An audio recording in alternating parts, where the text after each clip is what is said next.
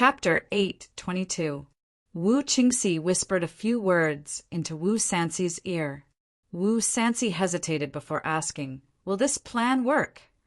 Wu Qingxi coughed a few times and said, "We have no choice but to give it a try no matter what. If it doesn't work, we can only send Luling back to the city. Aunt may be old, but she won't die anytime soon. We can take our time to plan." Wu Sanxi gritted his teeth and nodded. "That's the only way." The two of them hurriedly left to make their own arrangements. As soon as the Wu brothers left, the banquet officially ended. It was getting late, and no one wanted to stay in the hot spring for too long. Everyone washed up and went to bed. At Wu Qingxi's residence, the two Wangye and their subordinates had not slept yet. The two of them went straight back to Wu Qingxi's residence and discussed the matter in detail for a while. Until the second watch of the night, Zhang Yu returned with his men. By the time he returned to the city under Wu Sanxi's orders, the city gates were already about to close. He specially instructed the gatekeeper to close the gates a little later. The gatekeeper was no fool. He didn't know what was going on, but he could guess that it was something big. The person who had instructed him was King Liang, so he didn't dare to disobey. In any case, the streets of the city had not been cleared yet. As long as the gates were blocked, there was no harm in closing the gates a little later. This delay coincided with Zhang Yizhi and Zhang Changzong leading a group of Featherwood guards out of the city. The gatekeeper became even more nervous. He held on for less than an hour before Zhang Yu led the experts out of the city. Only then did the gatekeeper close the gates. By the time Zhang Yu and his men arrived at Dragon's Gate Mountain, it was already close to the second watch. Zhang Yu's residence was empty, and the prince was with King Wei. Zhang Yu hurried to King Wei's residence. When Wu Sanxi saw him, he asked anxiously, "Have you brought everyone?" Zhang Yu was about to reply when he saw that Wu Qingxi was sitting there. He couldn't help but hesitate. Wu Sanxi said, "You are not an outsider. There is no harm in speaking." Zhang Yu was secretly surprised. He didn't know when his Wangye and his sworn enemy had become on the same side. He could only say, "This subordinate has already brought the people. There are a total of 9 people. Although there are not many of them, they are all Jianghu people who know how to move high and low. They are the best at jumping onto roofs and vaulting over walls." Wu Sanxi was overjoyed. Good. With them around, the plan would be more feasible. "Come, I will tell you the plan that I discussed with Wei Wang just now." Wu Qingxi covered his mouth with a handkerchief and coughed incessantly.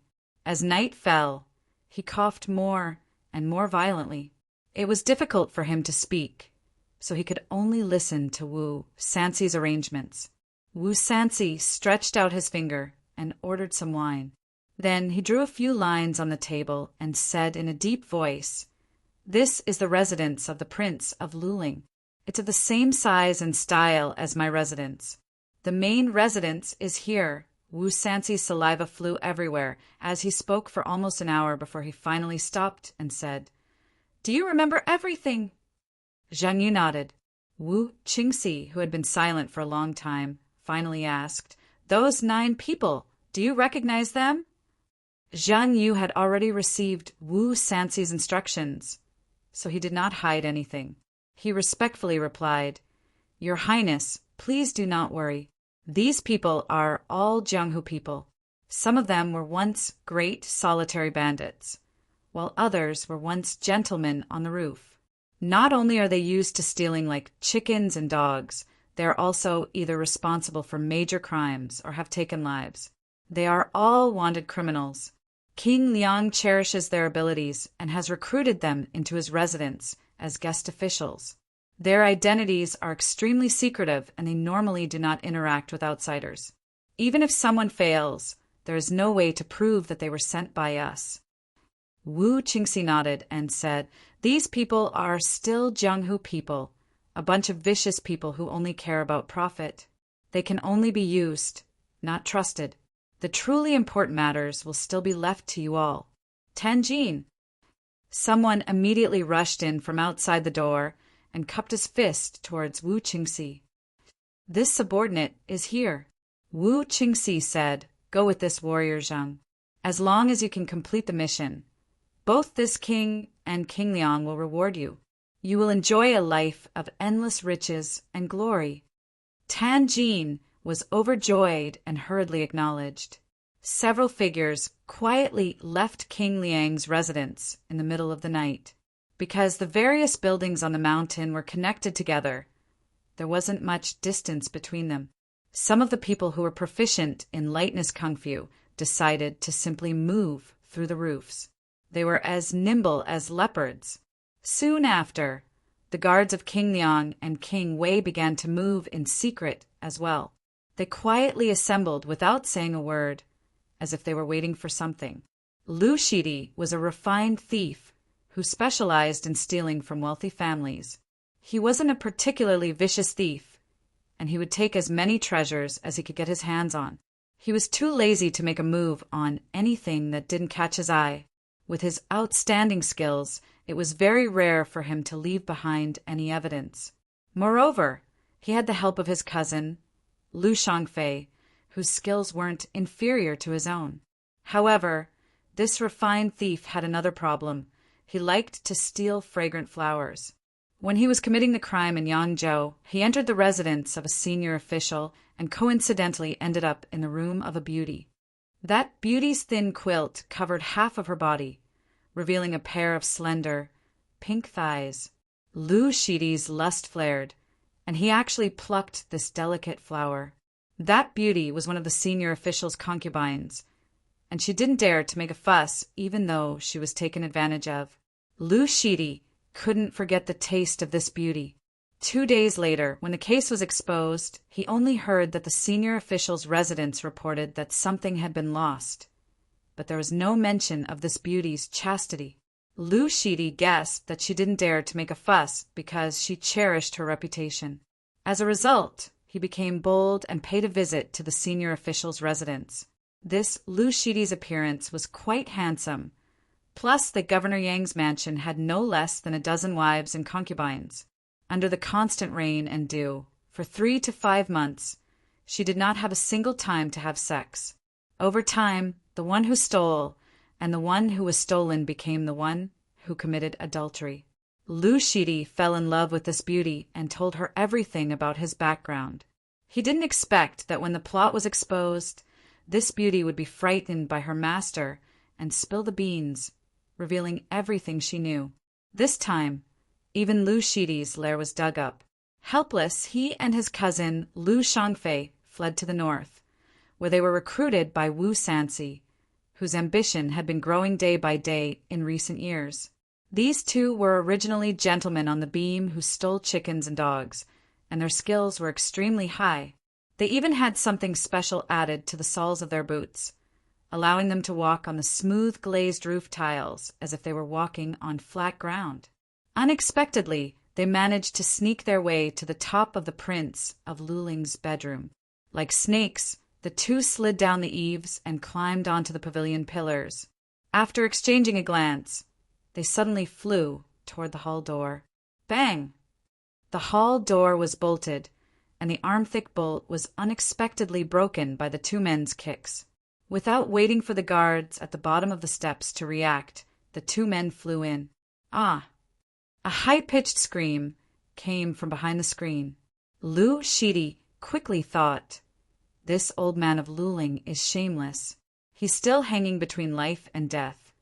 Yet he still has a woman to serve him in his bed." Unexpectedly, the two of them flashed past the screen and were dumbfounded. The candles in the room were still burning, illuminating only one person on the bed. It was a young girl as beautiful as a flower. The young girl's face was full of shock as she pulled the thin quilt tightly to cover her body, revealing only a trace of white and tender skin on her shoulder. The thin quilt was not much thicker than a single layer of bedding. There was no one else on the bed, so they could see everything clearly.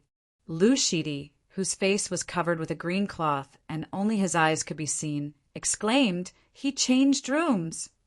Lu Shangfei fiercely said, "Kill her." Lu Shidi pulled him back and said anxiously, "Go find the main character. How can I bear to kill such a beauty?" Finished speaking, Lu Shidi pulled Lu Shangfei away. Lu Shangfei said exasperatedly, "Big brother, with your lustful temperament, haven't you suffered enough?" As he spoke, the two of them brandished their weapons and began to fight against the 100 cavalry guards who were charging at them. In the courtyard, there were still soldiers from the Yulin Guard who also raised their weapons to attack. The two of them fought as they ran, kicking down the doors of the rooms one by one as they entered to search, causing a great commotion. In the Prince of Luling's bedroom, Ligua pulled the thin quilt to cover her body. She thought that the two assassins were about to charge over, but unexpectedly, the two of them turned around and left. She couldn't help but be startled. Gao Ying, Lan Yiqing, and the other two female guards separately flew down from the pillar, the curtain, and the beam, looking at each other in dismay. If Lu Shidi took one more step forward, he would enter the ambush circle formed by the four of them. Unexpectedly, the two of them actually left. Lu Shidi also didn't expect that his tender heart would save his life today. But even though the two of them had escaped this calamity, they continued to break into every room they saw, and the number of Imperial guards chasing after them only increased. No matter how skilled the two of them were, they couldn't withstand the attacks of so many Imperial guards.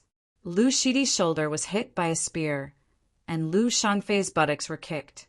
Seeing that they wouldn't be able to escape if they continued to fight, the two of them could only leap onto the roof and rely on their ability to fly high to shake off their pursuers. Chun Shi and Li Qi were also a pair of experts recruited by Wu Sansi. The two of them were originally great solitary bandits who roamed Hebei, but after the Khitans and the Turks fought a series of fierce battles in Hebei, there weren't many fat sheep left, so the two of them could only head south to make a living. While passing through Luoyang, they ran into a friend who had already defected to King Liang's side. With his recommendation, they also joined King Liang. The two of them were attacking a side palace hall. These buildings all had one main building and two auxiliary buildings. The side palace hall that the two of them were staying in was either occupied by Li Guo'er or Princess Taiping. Wu Sansi and Wu Qingxi wanted to go all out and kill Princess Taiping during the chaos. In reality, the two of them were well versed in the principle of a crafty rabbit has 3 burrows. They didn't believe that the Prince of Luling would still be sleeping peacefully in the main palace hall tonight. It would already be a miracle if he didn't change his residence in one night. The main palace hall definitely wasn't in Luling. They just wanted to use these assassins to create chaos, but they really hoped that the attack on the side palace hall would succeed. Chun Shi and Li Qi broke into the side palace hall. The hall was also brightly lit. When these nobles were resting, they would put down the curtains and sleep. For the sake of convenience, they rarely extinguished the candles, so the candles on the table burned all night long. The sound of the door being kicked had alerted the people in the tent. The two of them had just flashed past the screen with their sabers when they saw the curtain parting and a face poking out from inside. As soon as the face appeared, Qin Shi and Li Qixin, who had rushed in aggressively, let out a strange cry and jumped back in fright. The face that came out of the tent was green. The corner of the red robe was faintly discernible. The skin was as white as snow and the chest was flat. It was neither a man nor a woman, but the green face was as ferocious as a malicious ghost. When the malicious ghost saw them barging in with knives in hand, it also let out a shrill cry and retracted its head with a swoosh. The curtain closed and parted again. This time, 2 ghostly faces popped out. When the 2 ghostly faces saw the swords and sabers in their hands, they screamed in unison. Amidst the screams, the green faces horribly cracked open. The cracks made the faces even more terrifying, and the skin on the faces was still falling off. Chun Shi and Li Qi were scared out of their wits when they saw such a horrifying scene. They jumped back in unison, and with a bang, They knocked over the 8 curtains that had fallen to the ground. The 2 of them also fell to the ground on their backs. At this time, the bodyguards who had rushed in had already raised their swords and sabers and slashed at their heads. Chapter 8:23. Perhaps the pair of bandits, Qin Shi and Li Qi, had killed too many people and were guilty of too many crimes. When they suddenly saw a green ghost head, they shrunk their necks and turned back into a pair of ghost heads, scaring them out of their wits. They actually knocked over the screen and fell to the ground.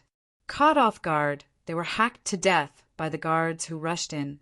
After the imperial bodyguards killed the 2 assassins, they looked up and saw that there was no screen in front of them. As soon as they saw the 2 ghost heads, the imperial bodyguards jumped in fright. Fortunately, they had the advantage in numbers, so they didn't turn around and run away. When the 2 evil ghosts on the bed saw the guards raising their sabers and spears, one of them hurriedly shouted, "Don't attack! Look carefully. I am Zhang Changzong. I am Minister Fengqin Zhang Changzong." As he shouted, the green skin on his face fell off, revealing a bit of his appearance. Only then did everyone realize that he was indeed Zhang Changzong. They didn't know what he had smeared on his face, but it was so ugly that it was frightening. At this time, the other green-faced ghost rubbed his hands together and had already rubbed off more than half of the green skin on his face. Wearing a red nightgown, he jumped to the ground and angrily shouted, "There are actually assassins who dare to harm us! How audacious! First protect us brothers, then send someone to investigate in detail." This person who had rubbed off his green skin was actually Zhang Yiji. It turned out that these 2 brothers' future of riches and honor depended on their pretty faces, so they cherished their faces very much. Other than when they were serving Wu Zetian, every night they would mix mung bean paste, egg white, vegetable juice, almonds, honey, and other ingredients into a kind of beauty paste and apply it to their faces. Every morning, they would wash their faces after waking up. Tonight, Yang Fan had already made all kinds of arrangements, but he didn't give these 2 brothers any special protection. In Yang Fan's view, if the Wu brothers were to make a move tonight and really break through the encirclement to kill their way into the inner chamber, it wouldn't be a big deal for him to kill the Zhang brothers with a single blade. Unexpectedly, these 2 brothers were so lucky that they actually used the beauty paste on their faces to save his life. Outside the Prince of Luling's residence, upon seeing the guards rushing and upon hearing the alarm, Tanjin, who was hiding in the shadows, waved his hand down and shouted, "Move!" Immediately, several guards ignited the objects in their hands and tossed them toward the king of Luling's residence and courtyard. Bows and arrows were usually kept in the armory for safekeeping. This was not a battlefield where 2 armies faced off against each other, so naturally bows and arrows could not be taken out. Even if they were taken out, it would be too conspicuous to carry them around. They made some incendiary bombs and wrapped them in pottery jars. As soon as they fell to the ground, they burst into flames. As soon as the fire was ignited, Jingyu let out a whistle and shouted, "Someone is plotting against the Prince of Luling. Protect the Prince of Luling!" Finished speaking, he leaped out and led a group of cavalry to charge in. At the same time, Ji Zubing, Yin Changsheng, Tanjin, and the others each led a sentry team and shouted their own slogans, such as "Protect the Prince of Luling! Protect Princess Taiping! Protect State Elder Di! Protect Prime Minister Yao! Protect Prime Minister Wei!" Their slogans were different, but their actions were the same, charging in together. Prince Liang's men, Prince Wei's men, Di Renge's men, Wei Jigu's and Yao Chang's imperial guards from the south, Zhang Changzong and Zhang Yiji's imperial guards from the north, Princess Taiping's men, as well as 100 cavalrymen, internal guards, and assassins who could not escape in time. The small residence was immediately thrown into chaos like a hornet's nest. There were so many people from different backgrounds and factions, and they were not familiar with each other. If they did not introduce themselves, no one would know who they were. So it was a good opportunity to fish in troubled waters. This was Wu Qingxi and Wu Sanxi's plan. Sending assassins might not necessarily be able to kill the Prince of Luling, So as long as they could get close to him under the guise of protecting the Prince of Luling, they could take advantage of the chaos and make their move at night. It was a mess on the hilltop, but it was quiet on the hillside. In the residence of the hot spring soup supervisor, a black shadow quietly walked to the window and pushed it open with both hands. The battle cries on the hill immediately came into his ears. The faint moonlight shone on his body, which was actually naked. This was a perfect, strong, sunny male body with smooth and graceful lines of muscles. He had broad shoulders, strong chest muscles, a flat abdomen, a tucked-in waist, and a muscular buttocks. The Bodhi is not a tree, and the bright mirror is not a platform. There is nothing in the world, so where does the dust come from? Looking at the torches fluttering like fireflies on the hilltop from afar, the naked, beautiful man actually recited a famous Buddhist poem in a very Zen manner. Dead man, Qilong is not on the hill, so let them do whatever they want. Why don't you come? A charming and enchanting voice suddenly came from behind. The slightly panting tone and the charming and enchanting voice were especially attractive in this quiet night. The person standing in front of the window unconsciously turned around and saw the high and low of the bed, which was a beautiful landscape. The tall and straight jade chest, thin waist, plump buttocks, and slender thighs outlined an extremely attractive curve. The faint light, which clearly and secretly hid the mountains and rivers, made people want to explore it even more. The person standing in front of the window couldn't help but let out a sigh of admiration and close the window. The shouts and battle cries suddenly became distant again. The naked, muscular man gently walked to the side of the bed and sat down. He put his hand on her beautiful and firm calf and followed the warm and smooth curve all the way up. The slender and round thighs, the round and perky buttocks, the slender waist, and the beautiful back as smooth as jade. His exploration didn't last for too long. The person on the bed became more and more short of breath because of his caresses. She couldn't wait any longer. She suddenly stretched out a pair of jade arms and hooked them around the neck of her lover who was sitting on the side of the bed. Then she pulled him down on the bed together. The man smiled mischievously and said, "Little greedy cat, you want to have a second taste?" The woman said coquettishly, "Are you giving it to me or not?" How could the man say no? So the battle began again. The woman knelt on the bed. Although the light was dim, one could still see her slender waist, which made the circumference of her buttocks look especially big. The shape of the honey peach made people want to pierce it. So this warrior raised his gun and rushed forward without hesitation. In the violent collision sounds, the tempting honey peach continued to move forward. Finally, with an "ah" sound, the woman's head hit the bed in front of her.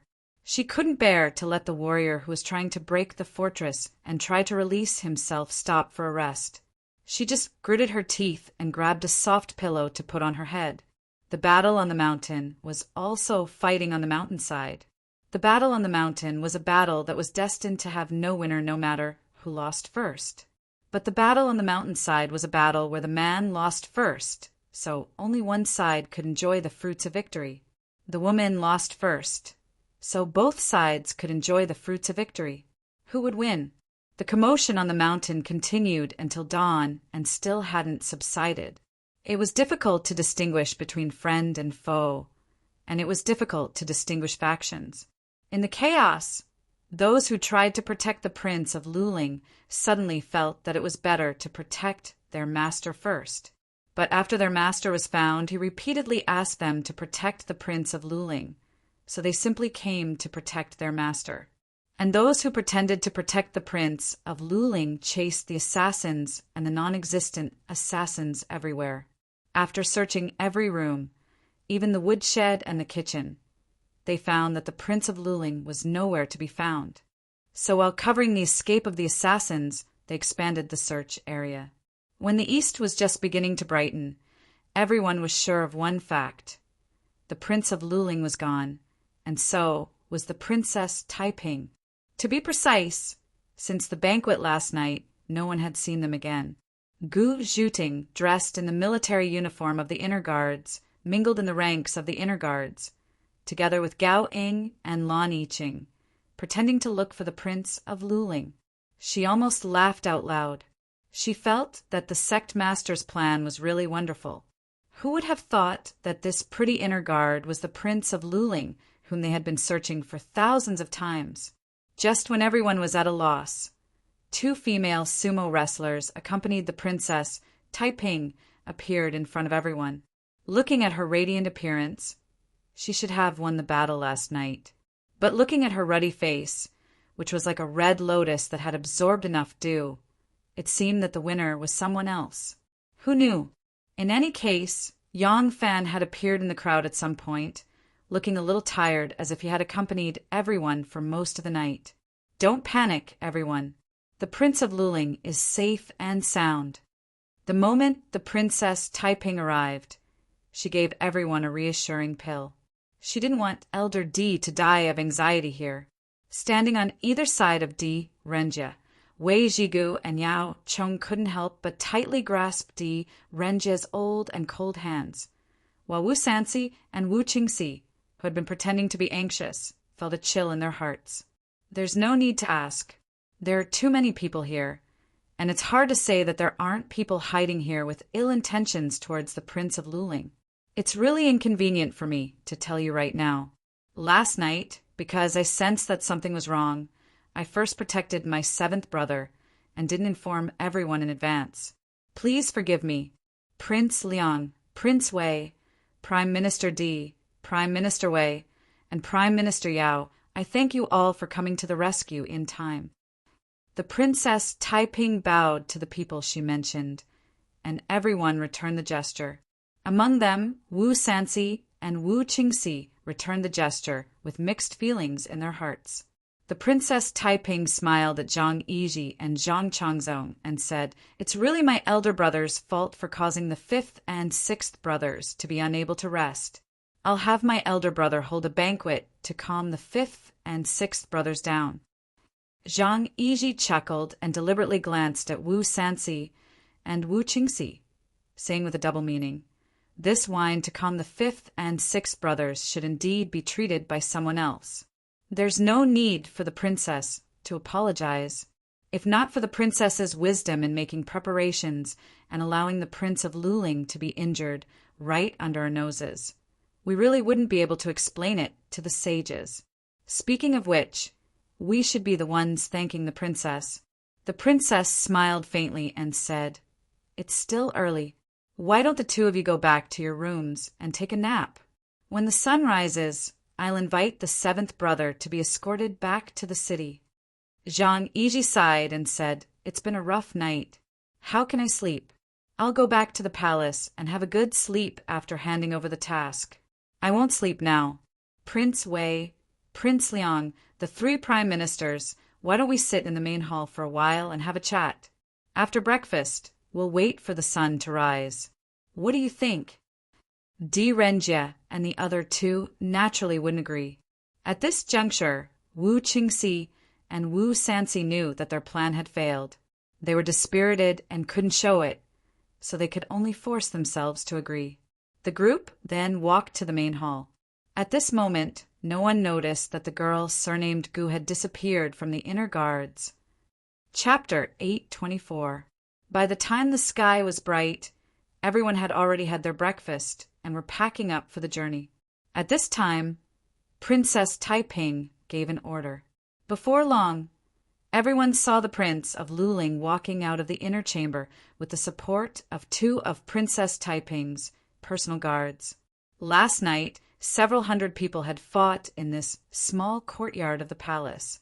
Every room, including under the windows, in the cupboards, and even in every crevice and every brick, had been searched, but he was nowhere to be found. But now Li Xian was leisurely walking out of the rear hall.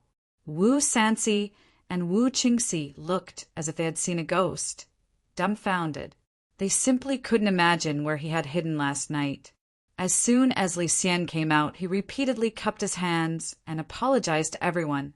After all, everyone had come for him, but he had avoided them until now. After the chaos last night, no one would blame him. In fact, Everyone present knew that the assassin from last night was definitely sent by Wu Qingxi and Wu Sanxi, but the wonderful thing was that everyone pretended not to know. Even Wu Qingxi and Wu Sanxi pretended not to know. When everyone saw each other, they were still polite and courteous.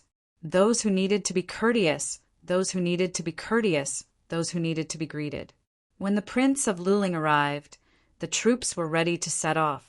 Princess Taiping's 8 female guards guarded the innermost area, the 8 mountains of flesh surrounding the Prince of Luling impenetrable.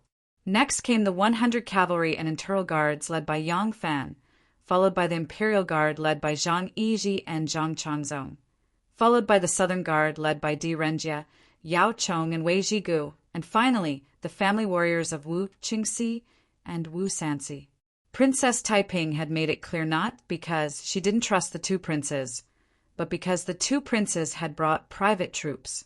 When the Prince of Luling returned to the capital, he naturally had to be surrounded and protected by the troops of the imperial court. There was no reason for him to borrow the private troops of Prince Liang and Prince Wei.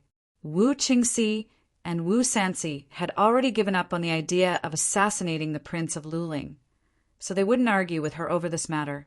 A majestic army left the Dragon's Gate. Early in the morning, there was news from the capital. The emperor heard that the Prince of Luling was ill in Feng County.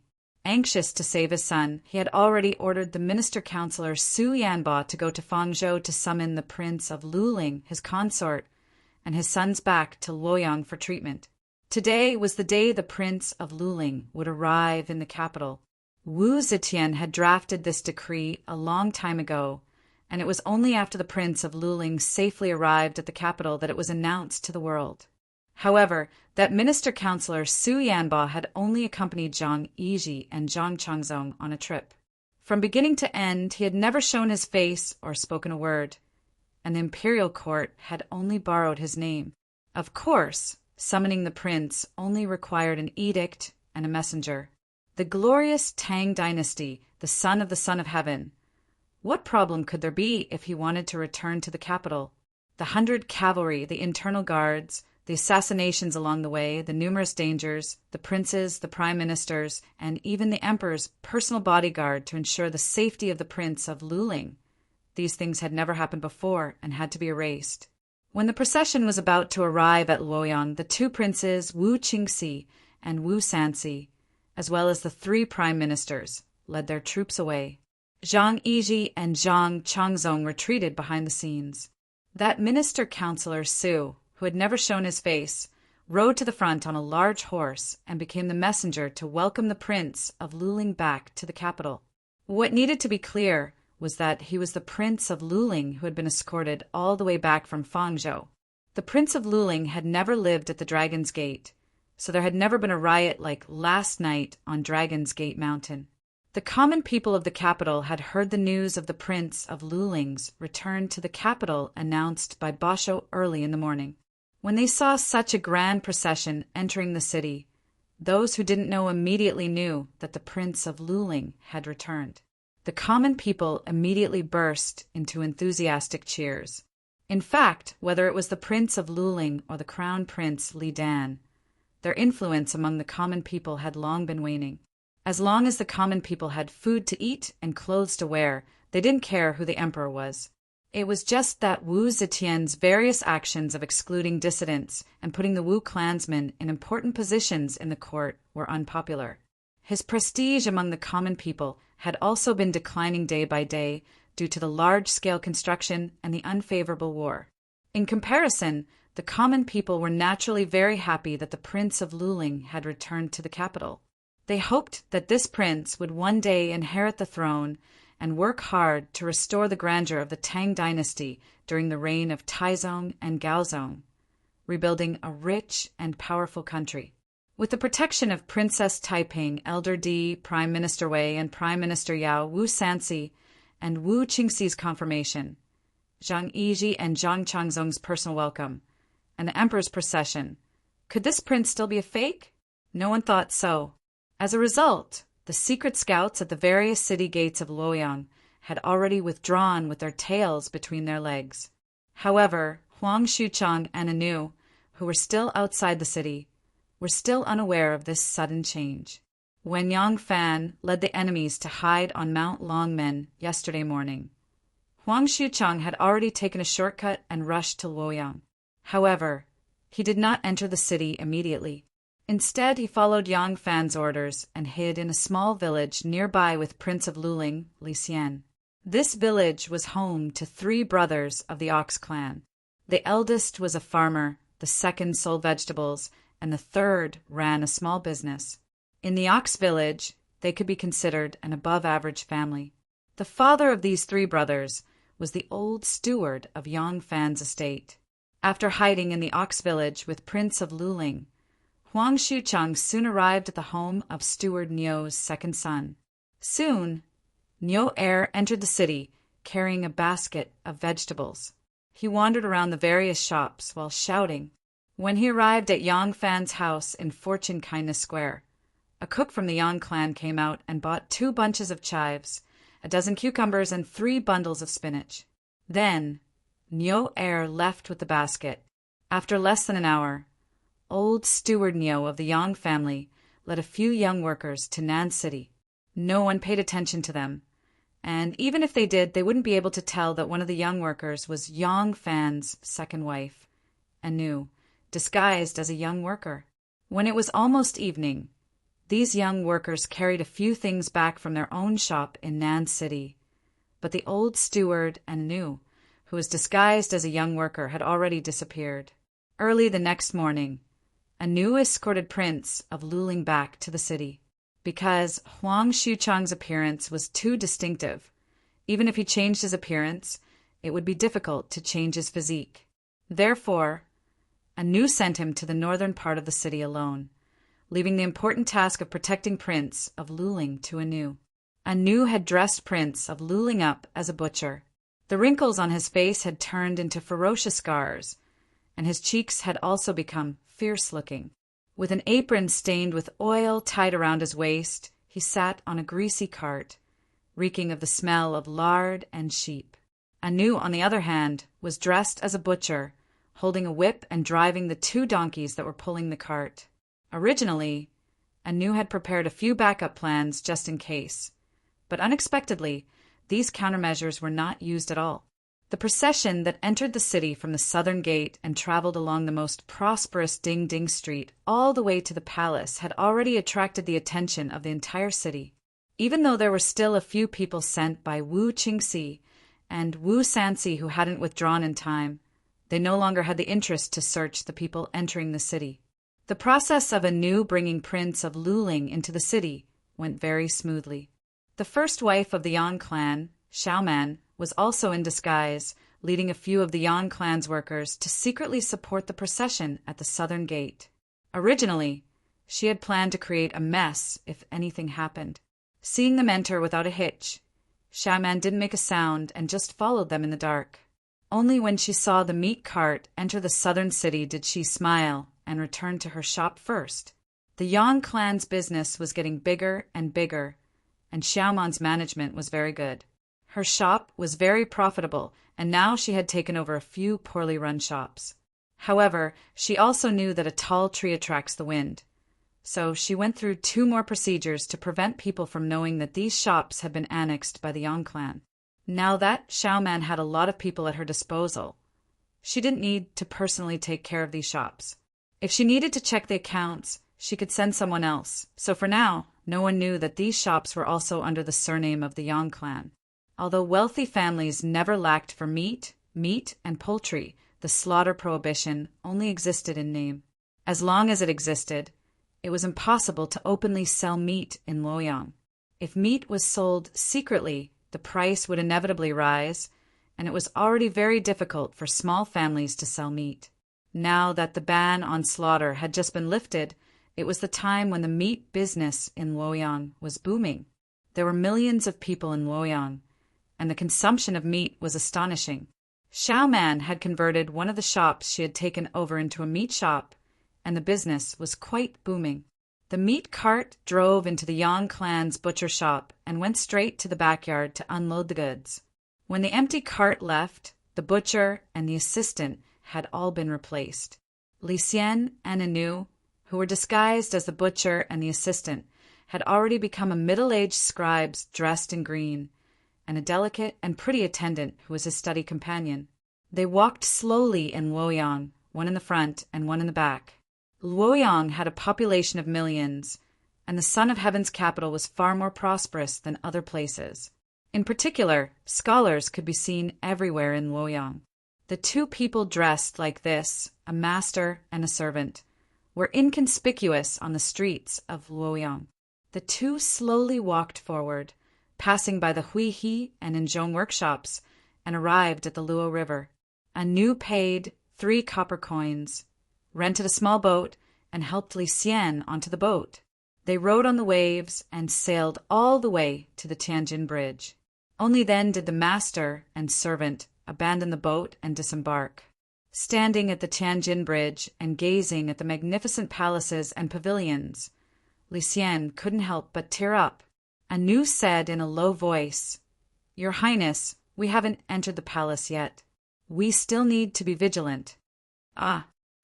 Li Xian heard her warning and promptly turned to look at the river, taking the opportunity to quietly wipe away the tears at the corner of his eyes. Huang Xuchang had driven a carriage to the Tianjin Bridge a long time ago. Anu had only agreed to meet him here, so he didn't know what appearance Anu and the Prince of Luling would take, what they would ride, or which direction they would come from. Thus, when he arrived at the Tianjin Bridge, he had been looking all around. Anu helped Li Xian disembark from the boat and disembark. They had already been standing at the bridgehead for a while when Huang Xuchang finally noticed them. Overjoyed, he hurriedly drove the carriage to their side. Anu and Li Xian saw Huang Xuchang as soon as the carriage moved. Thus, Huang Xuchang didn't say anything even when he drove the carriage up to them, only looking at them with an expression of uncontrollable excitement. Anu vigilantly scanned the surroundings before whispering to Li Xian, "Your Highness, please board the carriage." Anu didn't put down the pedal. Instead, she reached out to grab Li Xian's ribs and pulled him onto the carriage. Li Xian also knew that this was the final moment of success or failure. He was both nervous and excited, and his movements unexpectedly became nimble. He quickly crawled into the carriage and sat down.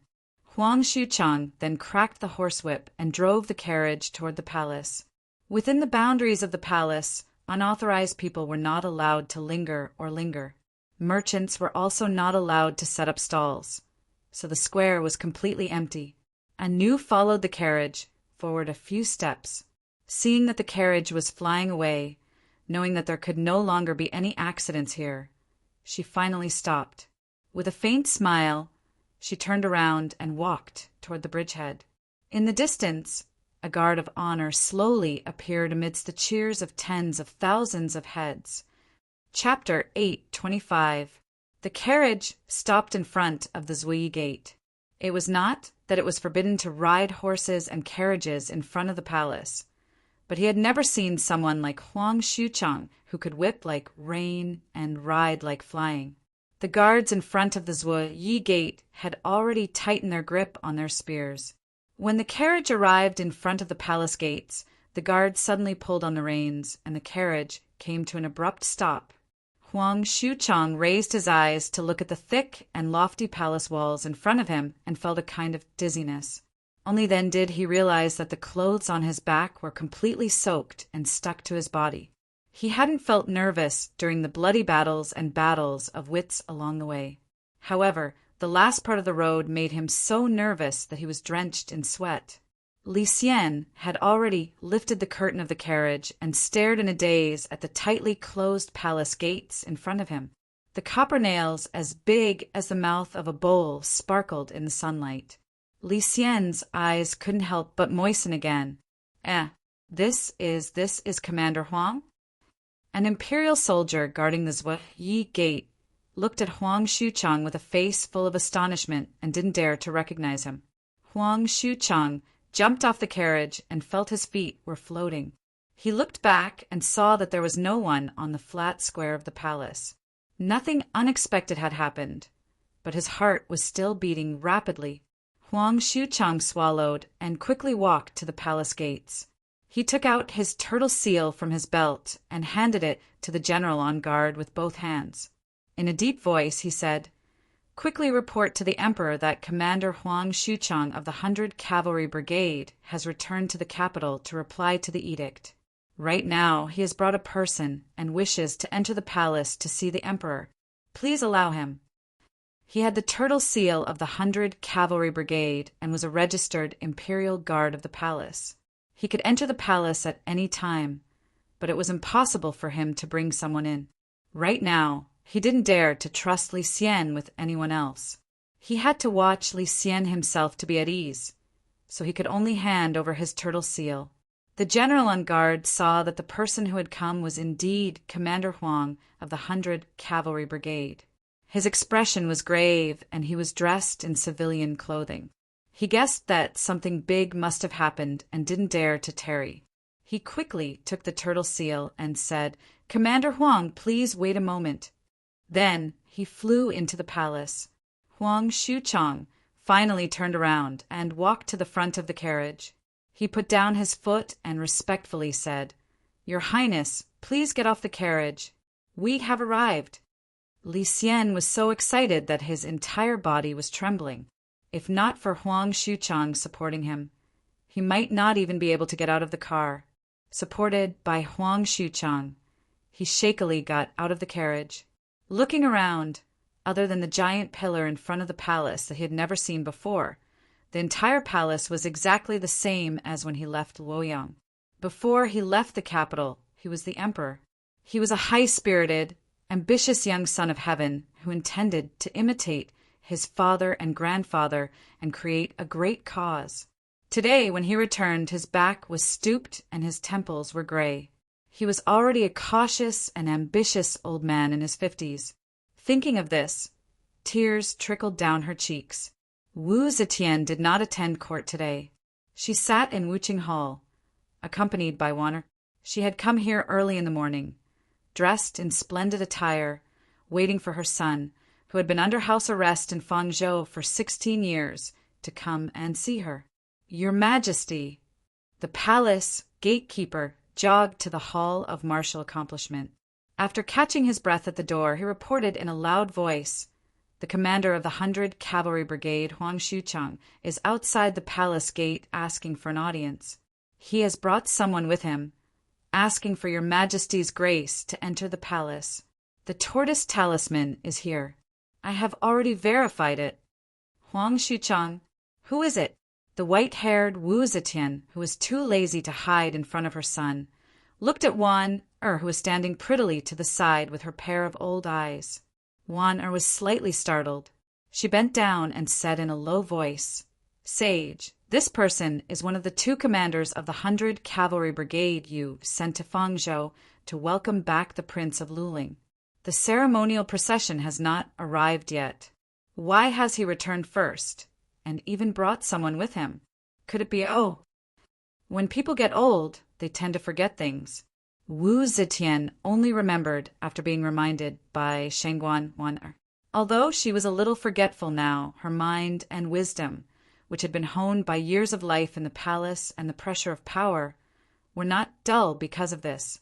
With just a thought, she realized something was wrong. She immediately ordered, "Allow him to bring someone into the palace. Let him see the emperor in Wuqing Hall." The palace gatekeeper received the emperor's verbal order and hurriedly agreed before retreating. Wu Zetian looked at the quiet doorway and thoughtfully thought for a while. Suddenly she said, "Wan who do you think this person brought with him?" Shangguan Wan-er's eyes flashed. She quietly lowered her eyes and said, "Wan has no clue. I really have no way to guess." Wu Zetian lightly tapped the table with her fingers and muttered to herself, "Taiping told me that Xian Ai's return to the capital this time will not be peaceful." When the palace gatekeeper returned to Zui Gate, Huang Xuchang was standing with Li Xian at the palace gate. Although he did not speak or move, his heart was burning with anxiety. When the palace gatekeeper passed on the edict, Huang Xuchang couldn't help but let out a sigh of relief. Withdrawing the turtle talisman, he allowed the palace guards to search their bodies. Huang Xuchang supported Li Xian and walked through the palace gate. After passing through a long city gate, they once again appeared under the sunlight. Only then did they subconsciously relax. It was as if there had been an invisible demon chasing them from behind. Only now did they feel safe. Under the guidance of the palace attendants, Huang Xuchang supported Li Xian and walked forward. When they arrived in front of Wuqing Hall, Huang Xuchang gently let go of Li Xian and said in a clear voice, "Commander of the 100 Cavalry Brigade, Huang Xuchang, has received the imperial edict to go to Fangzhou to bring back the Prince of Luling. Today, I am bringing the Prince of Luling to see the Emperor and present the edict to His Majesty." At the side, Li Xian's face trembled violently. It was hard to say whether it was joy or fear. His entire body trembled as he said in a trembling voice, "Mother! Son! Li Xian has returned. He requests to see Mother." Hearing the news, Wu Zetian unconsciously stood up. Wan hurriedly went forward to support him. Wu Zetian composed herself and waved her hand at her. Slowly sitting down again, she ordered in a low voice, "Call him in." Wan said in a clear and melodious voice, "The Emperor has an edict. The Prince of Luling is invited to have an audience." Li Xian's back was bent. It was unknown whether it was because the threshold was too high that he tripped, or because his legs were too weak to stand, but he only took 3 steps over the threshold before he fell to his knees with a thud. Touching his forehead to the ground, he cried in a sorrowful voice, "Mother! Xian has returned." As soon as he said this, tears fell like rain. As the procession to welcome the Prince of Luling crossed the Tianjin Bridge, Yang Fan sat on his horse, vigilantly sizing up the crowd. Although he had expected that since he was already here, it was unlikely that there would be any problems, but there was no harm in being careful. His gaze swept across the crowd, and he suddenly saw a pair of familiar eyes. In reality, it should be said that those eyes were looking at him, revealing a look of seeing an acquaintance. Yang Fan's gaze swept back and fixed on that person. It was an extremely delicate and pretty little attendant. His appearance was 50 to 60% similar to Anu's. Dressed in a man's attire, Anu smiled at him. It was a very charming smile, and Yang Fan couldn't help but reveal a trace of a smile at the corner of his mouth. Fortunately, everyone's gazes were focused on the Prince of Luling's carriage. Otherwise, if people saw Yang Fan and attendant looking at each other and smiling with affection, tomorrow in Luoyang City, there would be an elegant matter of cutting off sleeves and sharing peaches. The common people of the capital never minded this kind of gossip. The procession turned in the direction of the imperial palace, and it was not suitable for uninvolved people to follow. The crowd stopped at the Tianjin Bridge and gradually dispersed. The procession escorted the Prince of Luling all the way to the side gate, where Zhang Changzong and Zhang Yizhi entered the imperial palace, first to report to Wuqing Hall.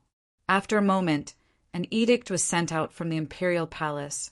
The minister-counselor Su Yanba was going to lead the Prince of Luling into the imperial palace. Gu Zhuting, disguised as the Prince of Luling, looked to Yang Fan for help. Yang Fan nodded slightly, and Gu Zhuting forced herself to remain calm. Bracing herself, she followed Su Yanba into the imperial palace. She was a Jianghu person, and this was the first time she had been to the imperial palace. Seeing the majestic palace buildings that were like the gates of heaven, a sense of nervousness and awe involuntarily welled up in her heart. However, she believed that Yang Fan would not harm her. Since Yang Fan had nodded and agreed for her to enter the imperial palace, there would certainly be no problem. There would not be any crime of deceiving the ruler. Inside the eastern palace, Gao Lisher mysteriously said to Li Longji, "Your Highness, do you know what important matter is happening in court today?" Li Dan, who was sitting dazedly in the sun, was startled and involuntarily pricked up his ears. Recently, the court had become much more lax in their supervision of him. Ever since Shangguan Wan'er and Fu Qingqing had taken control of the imperial palace, there was no longer a petty person like Wei Tuaner who would come to torment him from time to time. It was rare for him to have a few days of peace and quiet. Could it be that something was going to happen again? Li Longji had just finished a round of boxing with Gao Lisher in the courtyard. Wiping away the sweat on his forehead, he said to Gao Lisher, "What happened?" Gao Lisher and Li Longji were about the same age, and he was the only person in Li Longji's life in the imperial palace who was very friendly to him and was not a blood brother. Moreover, it was precisely because of Gao Lisher's sympathy and help that their meals and even their clothing for the 4 seasons had greatly improved. Li Longji was now even closer to Gao Lisher than a blood brother. Gao Lisher said, "In the morning court, the emperor sent down an edict saying that the Prince of Luling has fallen ill in Fangzhou. He had already sent someone to bring the Prince of Luling back to the capital to treat his illness. The Princess of Luling and the princes have all returned together and entered the capital today, so the morning court was adjourned. However, the emperor also said that the Prince of Luling is currently ill and that the officials are not to receive him. He said that he will only receive the officials after the Prince of Luling recovers." Oh! Hearing this, Li Longji couldn't help but look toward the palace gates, feeling lost. Gao Lisher continued, "I estimate that the Prince of Luling should have arrived at the palace by now. Perhaps tomorrow your Highness will meet with the princes of the Prince of Luling's estate." Li Longji was clever and clever. Upon hearing this news, he knew that his grandmother had already decided to remove his father from the position of crown prince. Even if his father became the emperor in the future, he would still be a prince and the throne would have nothing to do with him. However, the son of an emperor and the son of a prince were still a level apart in status. When he thought of this, he couldn't help but feel somewhat disappointed. Gao Lisher appeared to be naive and casually mentioned this matter, but he was actually an extremely intelligent person. Moreover, there was no lack of eunuchs in the palace who were good at figuring out the intentions of their superiors. When this news came out, the eunuchs couldn't help but discuss it in private, knowing that the crown prince was going to be replaced. Gao Lisher was eunuch Gao's adopted son, so how could he not hear these words? Now that the news had been delivered and his goal had been achieved, Gao Lisher said, "Today the Prince of Luling will return to court. The palace will certainly be busy. Perhaps Godfather still has something to tell him. This servant will take his leave first." Li Longji nodded and watched Gao Lisher leave. Suddenly he clasped his hands together, his expression full of regret. To the side, Crown Prince Li Dan leapt up, his entire body trembling, tears streaming down his face. "Seventh Lang has returned to the capital? Seventh Lang has returned to the capital. The Queen Mother intends to change the heir apparent. Heavens! I, Li Dan, can finally escape this cage and see the heavens again." Chapter 8:26. Outside the palace walls, where Li Dan and his son were watching, Gu Zhuting, disguised as the Prince of Luling, braced herself and walked toward the hall of martial accomplishment under the guidance of Su Yanbo and the eunuchs. Along the way, the eunuchs and palace maids made way for him, either bowing or greeting him. Although they still lacked the proper respect for this prince, they clearly understood that if nothing unexpected happened, this former son of heaven, today's prince, would one day be the master of this palace. The new heaven and hall of brightness were about to be completed, and the scaffolding attached to the tall building was still there. The craftsmen were busy finishing the final construction and decorating. The son of heaven was already old. Perhaps by the time the new Wanxiang Divine Palace was completed, the new master would already be the seemingly frail old man in his 50s. Who would dare to disrespect him? They arrived at the Hall of Martial Accomplishment. The first door was heavily guarded. The second door was heavily guarded. The third door, Gu Zhuting was somewhat flustered. But since Yang Fan had not followed her in and she could not receive any instructions, she could only brace herself and walk forward. Gu Zhuting had just stepped into the third door when an old eunuch suddenly appeared beside the door. With a beaming smile, he blocked her path and gestured for her to turn to the side. Gu Zhuting's eyes flashed and saw two pretty female officials gracefully standing in the corridor. They were smiling at her and nodding at her. Gu Zhuting subconsciously walked over. When she stood still, she saw that the two female officials were looking behind her. She couldn't help but turn around. She saw Li Xian dressed in a green robe, flashing out from the other side of the door and standing next to the minister counselor Su Yanba. Su Yanba did not know that the prince he had been accompanying was a fake. Seeing this scene, he stood there with an astonished expression. He looked at the prince beside him, who looked 70 to 80% similar to the one from before. Of the two, one was dressed in the robes of a prince, the other in an azure robe. It seemed that the one who had walked away was the real one. However, the person in front of him was the steward eunuch of the palace, Eunuch Gao, and the person leading the Prince of Luling to the side was the emperor's most trusted female official, Shangguan Wan'er and Fu Qingqing.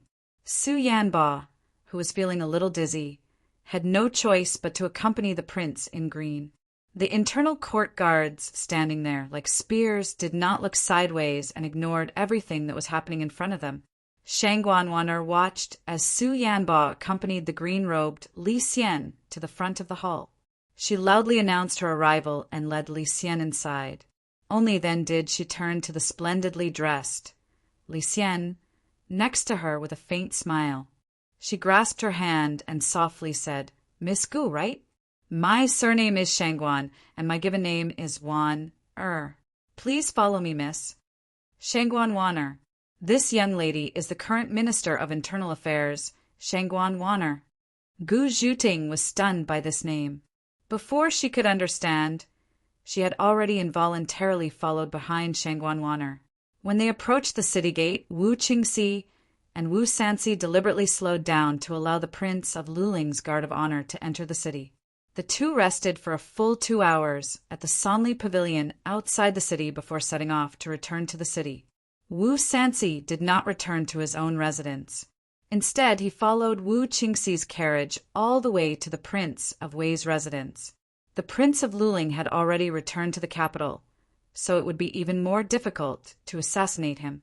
Moreover, to assassinate a prince in the capital, it would be fine if they failed, but if they succeeded, the political risk they would have to bear would be far too great. Wu Sanxi had no idea what to do, so he could only follow along and discuss the matter with his old rival Wu Qingxi. When Wu Qingxi returned to the residence, he first drank a bowl of soup to soothe the lungs and stop coughing. Seeing that Wu Sanxi was still lonely and depressed, he said, "Don't be like this." Although Aunt has brought back her own son and has made it seem like she wants to pass the throne to him.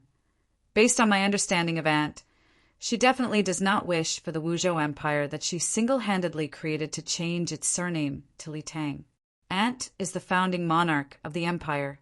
She was born to be the emperor of the 9-5, and even in death, she wants to enjoy the imperial ancestral temple.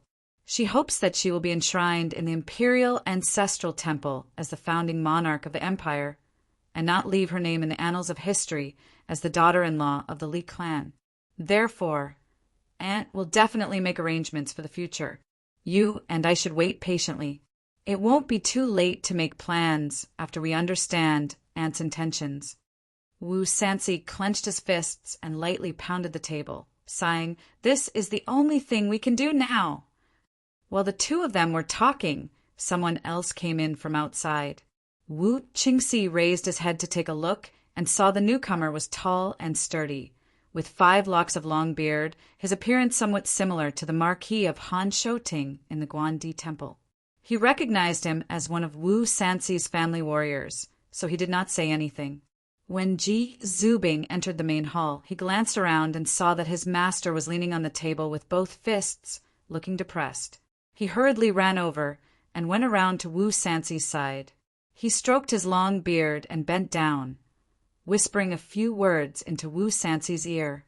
Wu Sanxi had his eyes closed and was pretending to be in deep pain.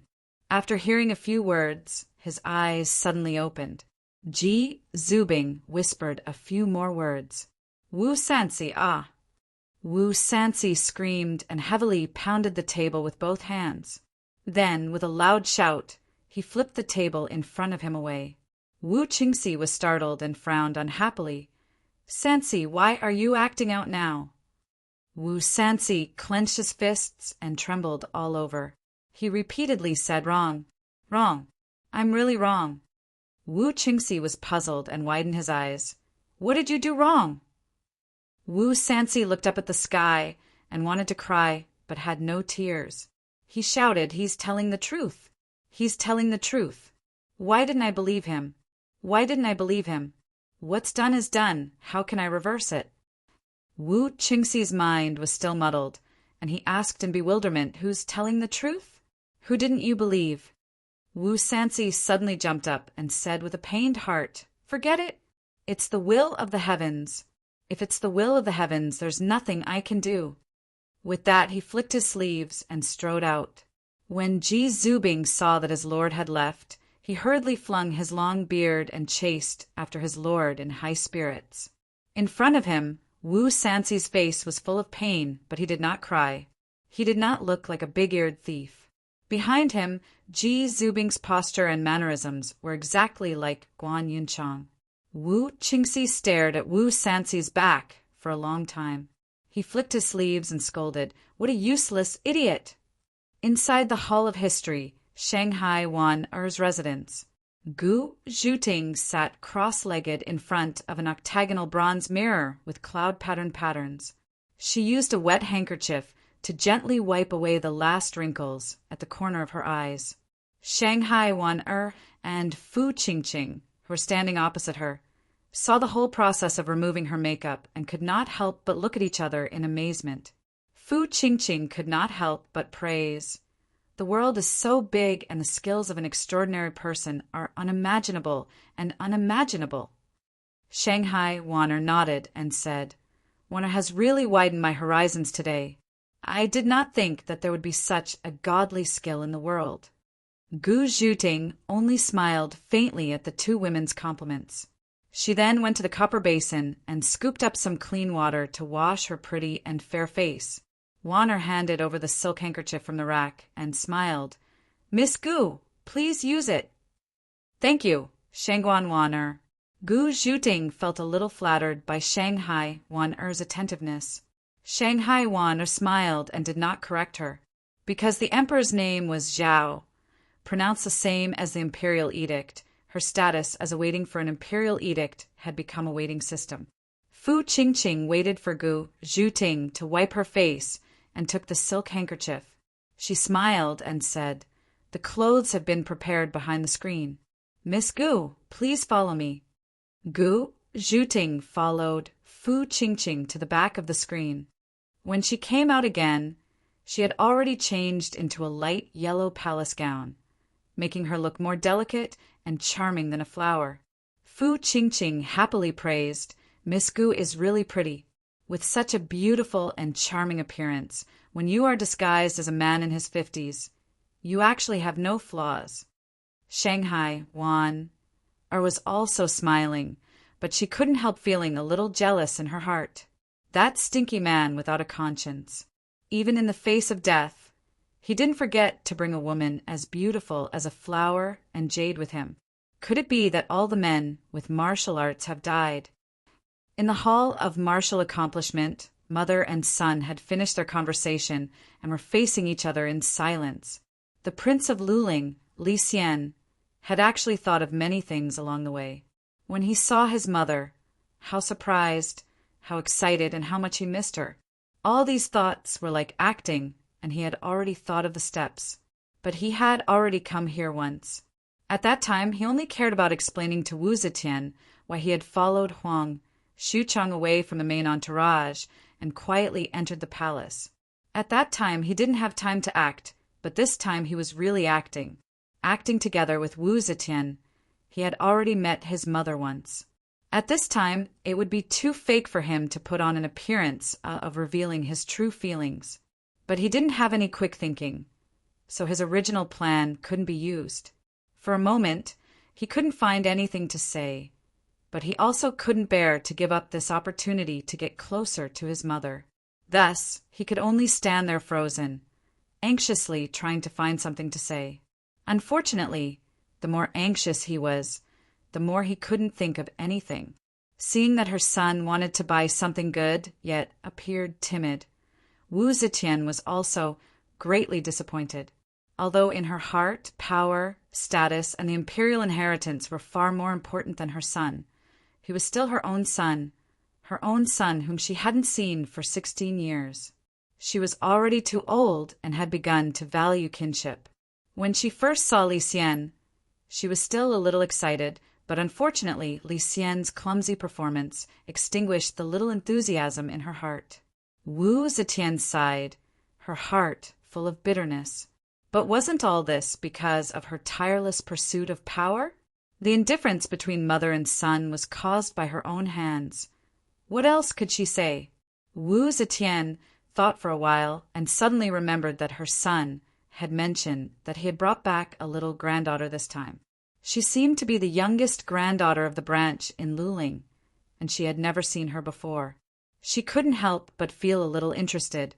Her son's appearance was repulsive. That little granddaughter who was ignorant of worldly affairs should be able to comfort her old heart. Wu Zetian opened her mouth and called, "Xianer!" "Ah, mother."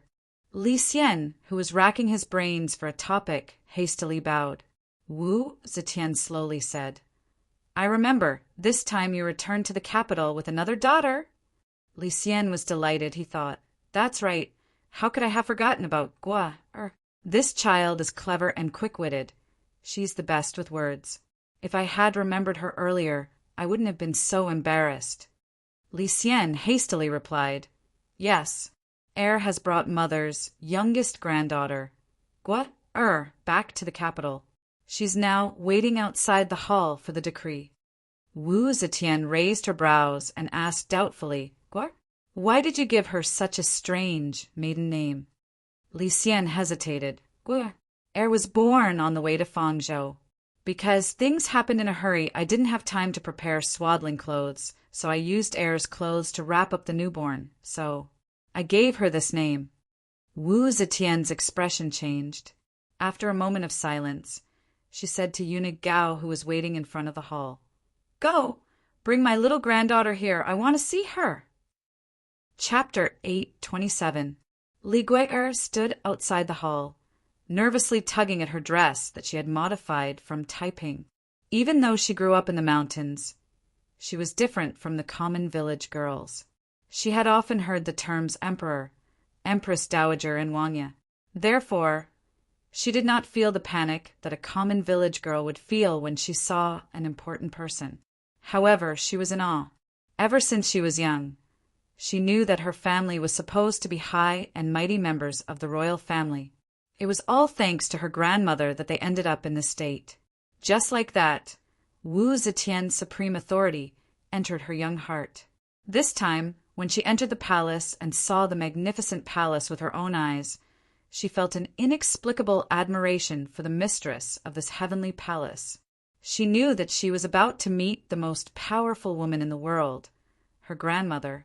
However, she did not feel a sense of familiarity that a village girl would have when meeting her grandmother. She did not think that her grandmother would be a benevolent old lady. She could not imagine what this empress would be like, so she was especially nervous. "His Majesty has spoken. Princess Guer is summoned to see him." Eunuch Gao came to the door and announced gently. Li Gui'er stood there in a daze. Someone beside her reminded her. She answered in a panic, "Ah, I'm here. I'm here." Li Gui'er lifted her dress and ran up the stairs. Eunuch Gao's eyes brightened. He looked in surprise at this beautiful young girl and smiled. "Princess, please follow me." Eunuch Gao saw that this young girl had a face that was pleasant to look at, and as he led her inside, he hurriedly introduced her to the etiquette required when meeting the emperor. Li Gui'er nodded her head repeatedly, remembering it in her heart. "Sage, Princess Guer is here." Eunuch Gao led Li Gui'er to the main hall and reported to Wu Zetian before stepping aside. Li Gua did not even dare to raise her head. She quickly took a step forward and knelt down on both knees. She kowtowed and said in a crisp voice, "Granddaughter Gua, greets Imperial Grandmother." Wu Zetian was stunned. She was amused by this unique form of address. She showed a rare hint of kindness and said slowly, "Guer, get up." "Thank you, Imperial Grandmother." Li Guer kowtowed again and stood up obediently. She looked at her toes nervously. Wu Zetian saw that she was so restrained, and the love in her heart increased. Her voice became even more kind. "Don't be afraid. I am your grandmother, not an outsider. Come here. Let grandmother take a good look at you." Li Guer agreed and slowly walked to Wu Zetian. Wu Zetian held her hand and looked her up and down. The more she looked, the more she liked her. She said, "Raise your head."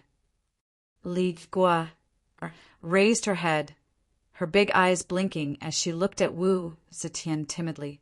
Wu Zetian said to Li Xian with fondness, "This granddaughter of mine has grown up to be truly beautiful."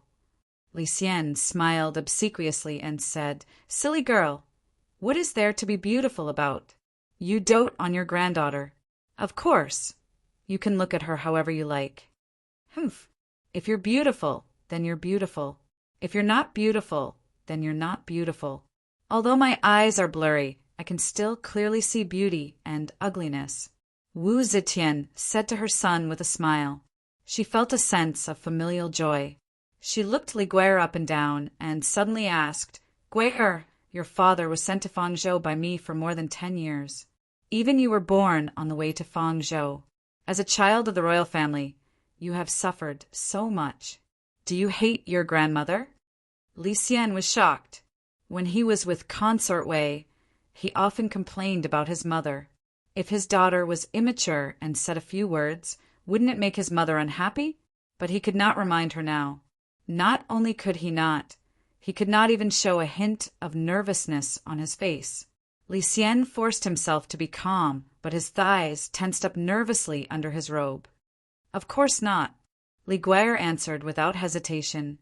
"Although Guer grew up in the mountains, I know that there is no lack of parents in the world. Grandmother is father's birth mother. Father is Guer's birth father. If Guer does something wrong and father punishes me, should I hate father?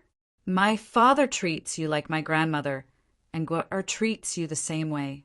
Without my grandmother, how would I have a father? Without my father, how would I have Guer? Besides, father did do something wrong. Although Guer was not born then, and I don't know what father did wrong. All these years, Guer often saw father repenting his mistakes." Guer's words were sincere, especially when it was said by a young girl in the prime of her youth. It was especially convincing. Wu Zetian was already beaming with joy. When Guer saw Wu Zetian's smiling face, the fear in his heart was greatly reduced. Now that he saw Wu Zetian's appearance, with a head full of white hair and layers of wrinkles, she had a kind face and did not look like a fiend or a fiend. Guer became even bolder. Guer held Wu Zetian's arm affectionately and said in a sweet voice, "Sometimes when Guer asks, father will tell Guer that grandmother is not only his mother, but also the ruler of the world. The ruler of the world cannot only care about the kinship between mother and son. So when he made a mistake, for the sake of the country and the country, grandmother must punish what should be punished. This is the only way to set an example for the world." Wu Zetian was overjoyed and nodded her head repeatedly. Li Gua continued, "Now that grandmother has forgiven father, father can return to the capital and serve grandmother. Grandmother, you're getting on in years, but father isn't young either. Surely you can't spank him like when Guer did something wrong, right? If father does something wrong in the future, grandmother, please forgive him. Good. Guer, you are such a filial and good child." Wu Zetian patted Li Guer's arm and praised her repeatedly. She remembered how she was when she first entered the palace, and also remembered the peaceful times when she was a young girl. As people grow up, they think more, and their hearts become more complicated. A young girl like her was better, beautiful and generous, lively and adorable, innocent and childish. Gwr, you are my granddaughter, but you still don't have a title. Wu Zetian caressed Li Guer's little hand. She pondered for a moment and said joyfully, I've got it. I shall bestow you the title of Annel, Princess Annel. I wish my precious granddaughter a lifetime of peace and happiness. Li Xian was overjoyed. Since he had returned to the capital, his daughter would have a title sooner or later. However, his daughter had received a title under such circumstances. This meant that his daughter had won his mother's favor. This was greatly beneficial to him. Li Xian hastily said, Silly girl, kneel down and thank grandmother for her kindness. Li Guer had just met her grandmother for the first time, so she naturally paid her respects. However, Wu Zetian did not like it when the family was always so restrained. She preferred children like Taiping, who were natural and unrestrained when they saw her. The most annoying ones were her sons. When they saw her, it was as if they had seen a man-eating tiger. Wu Zetian was about to stop her when Li Guer did not kneel down and kowtow as her father had requested. Instead, she stood on her tiptoes and kissed Wu Zetian on the cheek. Li Xian turned pale with fright. He was about to scold her for her rudeness, when unexpectedly, Wu Zetian held her cheek and was stunned. Then she laughed heartily, ha ha ha! Xianer, you must let her enter the palace often to keep mother company. This granddaughter of mine, mother likes her very much. Outside the palace gates, Huang Xuchang grinned as he moved in front of Yang Fan. Yang Fan looked at his puffed-out chest and belly and couldn't help smiling. You got promoted? Huang Xuchang couldn't help but roar with laughter. His eyebrows danced as he said, Thanks to you, I am now a colonel, ha ha ha! Old Huang's luck is good. We also went through fire and water, but I was the one who escorted Wang Yan to the palace in the end. I was also the one who personally saw the emperor. When the emperor was happy, he immediately promoted me. Su Liang snorted with a dark expression. Huang Xuchang and he had been partners for many years and were like brothers. He didn't care about his expression and purposely patted his shoulder. He said proudly, Little Su, don't worry. We have been brothers for many years. This colonel will take care of you in the future. However, you should also be more respectful to this colonel. This is not right. However, this colonel is a magnanimous person and won't argue with you. A villain intoxicated by success. Su Liang was so angry that he couldn't do anything. He flicked his sleeve and moved to the side. Yang Fan said with a smile, Don't make him angry. Be careful that he doesn't get angry and fall out with you. Huang Xuchang lowered his voice and said in a small voice, No, how could I forget my old friend? Of course, I haven't forgotten his contributions. I mentioned him several times in front of the emperor. I will definitely reward him when he returns. At this point, Huang Xuchang suddenly said excitedly, Right, Colonel Yang, did I act well on the hilltop in Yi County? Huang Xuchang slapped his thigh and said, You don't know how proud I was when I closed my eyes and pretended to be dead and rolled down the hill. That kind of despair, anger, and grief was too real. Why didn't I think I could act so well before? Su Liang had come over again at some point and heard everything. Hearing that he mentioned his contributions in front of the emperor, he was very happy. But seeing him show off, he couldn't help but attack him. Like my ass. It's just that you have a sincere and honest appearance and can easily deceive others. In the future, I won't believe you anymore. While the two were bickering, Fu Qingqing accompanied Gu Zhuting out of the palace. Standing in front of the palace gate, she said in a clear voice, Everyone has done a meritorious service in escorting the prince of Luling back to the capital. The saint will definitely reward you. But today the saint and his mother have met, and the family is in the midst of a family reunion. You can all go your separate ways. After Fu Qingqing finished speaking, she looked at Yang Fan and smiled. Yang Fan also smiled and returned her greeting. He then smiled and watched Gu Zhuting walk toward him. Yang Fan took the reins of the horse and said to Gu Zhuting with a smile, "My great hero, please get on the horse." Gu Zhuting was at a loss for what to do. She blushed and said, "How can I deserve such a courteous reception from Ah Lang? It's too much for this servant." Yang Fan said, "Why not? If you don't get on the horse, I will always hold the horse and stand here." "Fine, fine, fine, I'll go. Gu Zhuting could not bear it. She hastily stepped forward to hold the saddle. In her panic, her foot stepped on the stirrups, but she did not jump up. Seeing this, Yang Fan propped her waist from the back. This push was not serious, but Gu Zhuting felt as if the back of her waist was burned by a hot iron. She mounted the horse and almost slipped down again. Hastily, she grabbed the saddle. Her face and ears were already red with embarrassment. Yang Fan smiled and turned around to mount his own horse. After bidding farewell to Huang Xuchang, Su Liang and the others, he walked side by side with Gu Zhuting. Gu Zhuting deliberately concealed her embarrassment. The warmth on her face faded a little. She smiled and said, "Commander Huang has been promoted.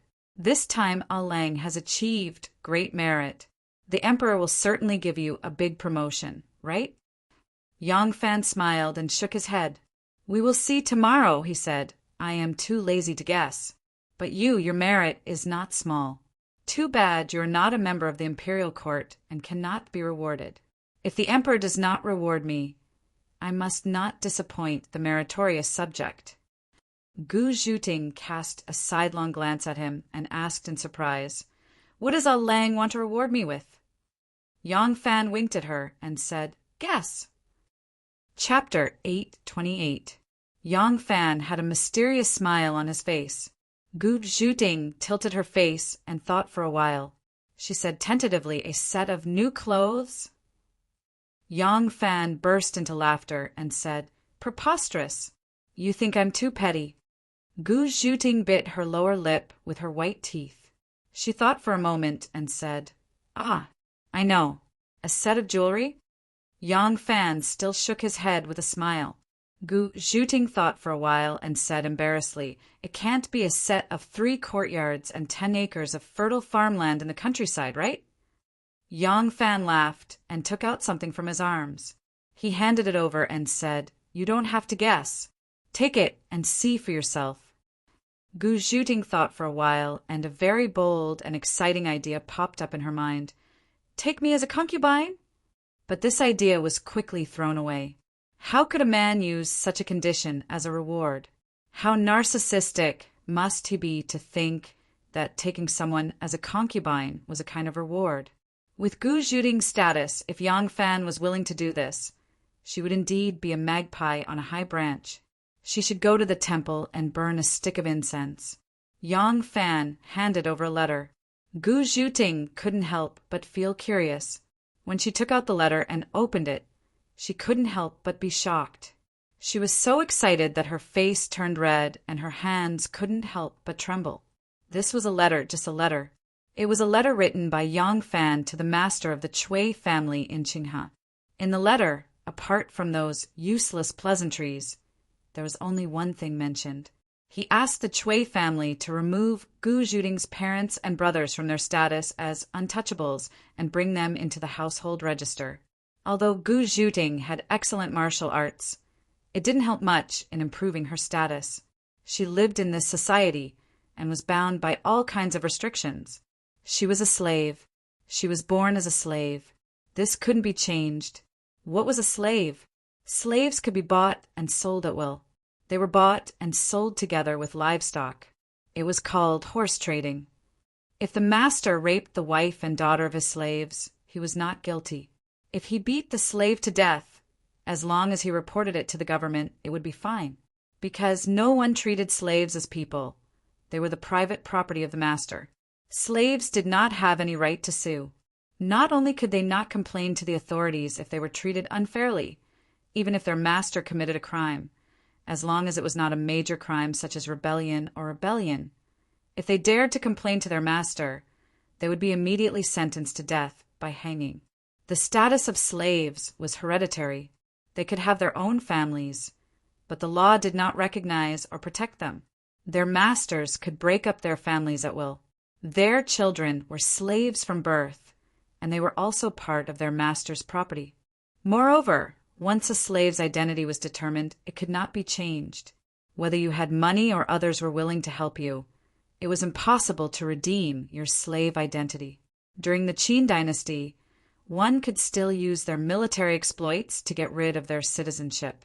During the Tang dynasty, this rule was also useless.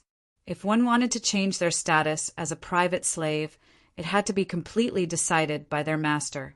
The master and his eldest son had to jointly write a document and submit it to the government for approval. Only then could their status be changed. Although the Cui family was a scholarly family and a 1,000-year-old family, they would not mistreat slaves. The Gu family had many strong men and was an important armed force under the Cui family. Because of this, they were treated more leniently, but they lived a better life within the Cui family. The blood and lives of the Gu family could not be exchanged for a change in status. In this world, they were always lowly people. Gu Zhuting felt the sorrow of this status, so she vowed since she was a child that she would rather end her life alone than marry and have children. She did not want her children to repeat the miserable status of their ancestors. But today, Yang Fan actually proposed to help her family get rid of their citizenship. This piece of paper weighed more than 1,000 pounds. Gu Zhuting's hand holding the letter involuntarily began to tremble. Yang Fan said apologetically, "I heard you mention it before and know that the Gu family has a large population. So far, there are already 9 branches and hundreds of descendants who belong to different branches of the Cui family. If I want to get rid of all of them, I am afraid the Cui family will not give me face.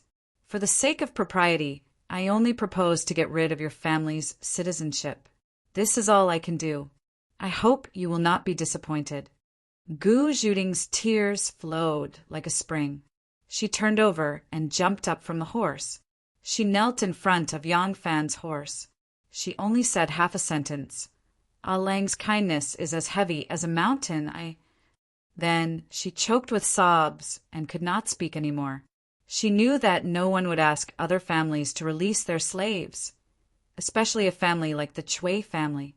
Others did not dare to ask, and the Cui family did not need to give other people face. The Gu family was of great use to the Cui family. Ordinary slaves could not be compared to them. They could easily be given away to others, or they could be asked to become a good man.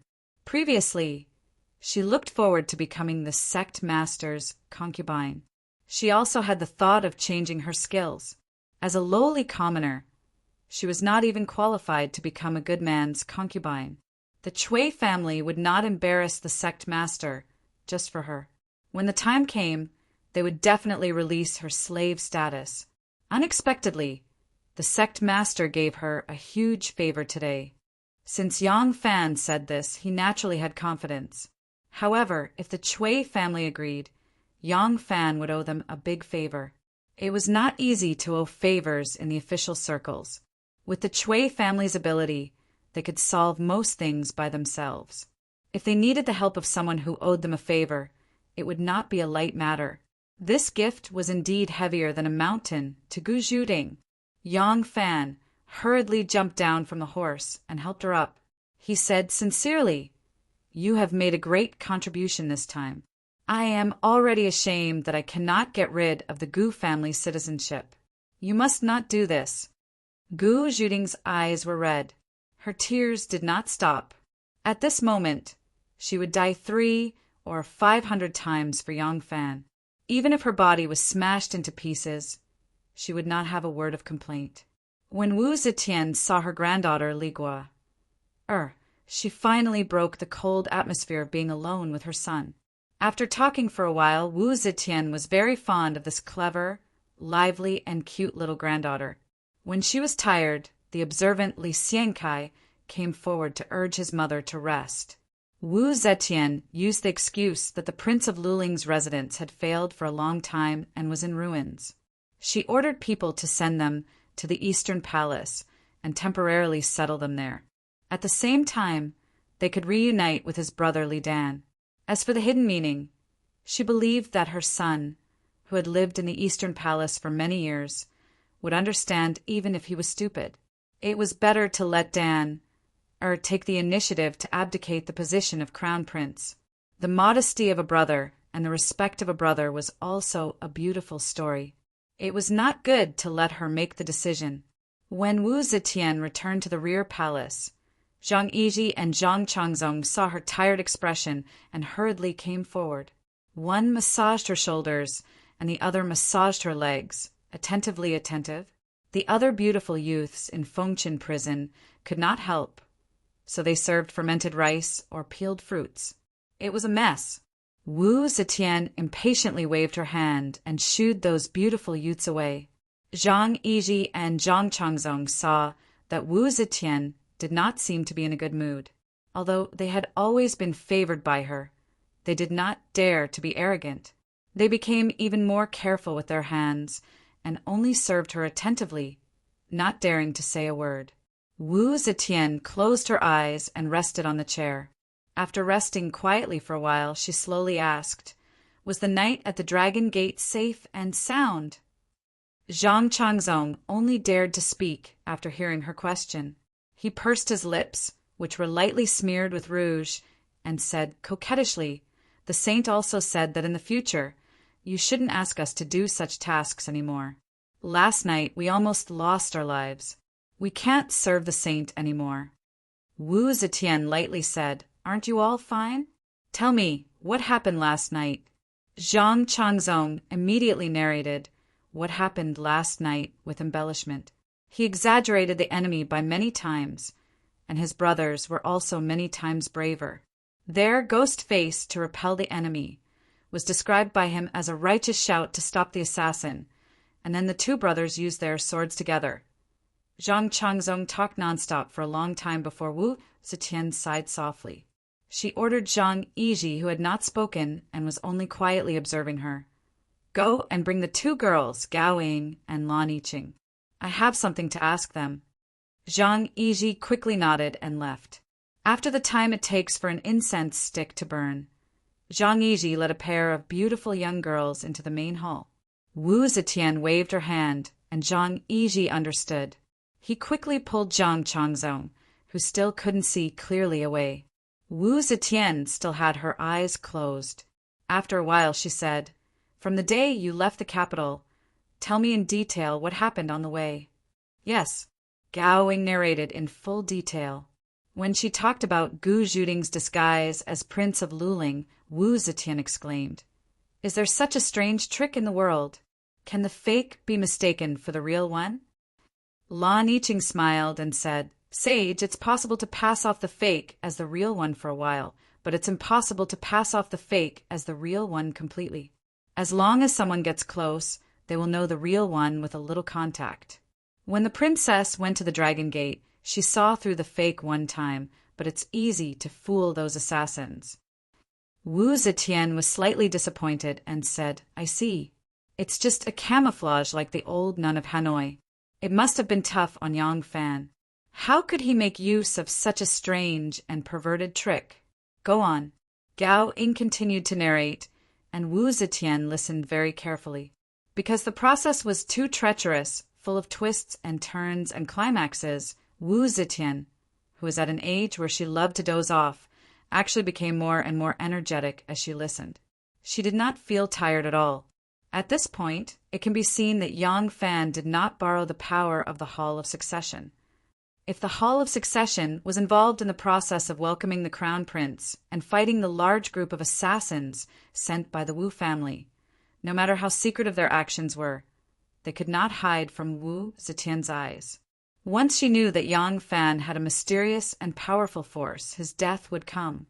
On the contrary, Yang Fan only used one confidant, Gu Zhuding. The internal guards and the cavalry all knew that she was a slave bought by Yang Fan from Chang. In addition, she used the telescopic dagger on Yi County Hill. So Wu Zetian and the internal guards all believed that she was a Jianghu person who had learned the art of illusion and did not take it seriously. The more Wu Zetian listened, the more moved she became. When Gao Ying talked about them moving to the Dragon Gate, it was still fake.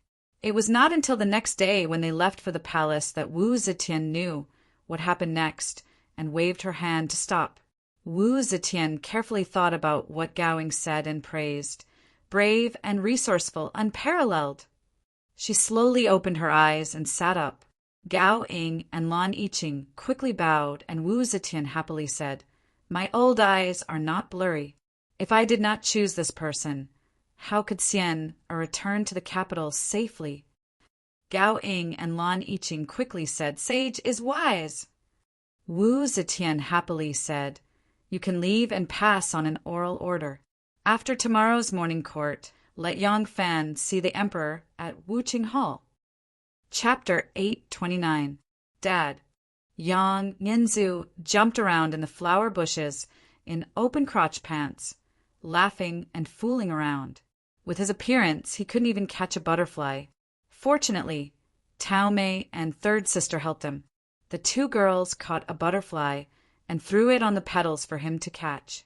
Young Master Yang, who had caught the butterfly, felt very good about himself and had a strong desire to show off. When he got the butterfly, he immediately turned around to report to his father. He shouted loudly and clearly, and after Buchi repeatedly corrected him, he finally knew how to call his father Daddy. "Well, Nianzu, good job, you're amazing." Yang Fan lay on the rocking chair and gave his son a thumbs up. When he was outside, he was full of energy, but when he returned home, he was like someone had pulled out all of his bones. He liked to lie down lazily.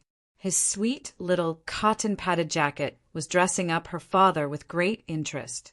Yang Fan's lips had been painted red by her, and there were 2 purplish red marks on his cheeks.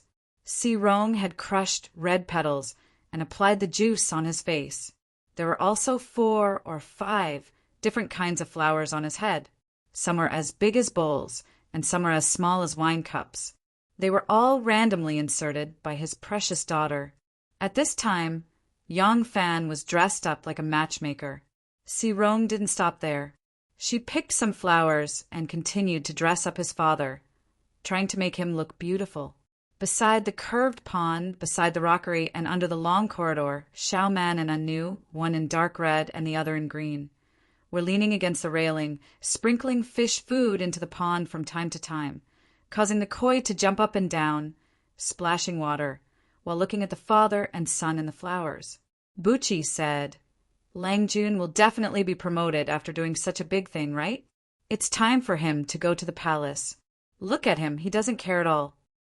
Anu said, "What's so special about it? From what I see, Lang Jun really doesn't care about the official position given by the imperial court.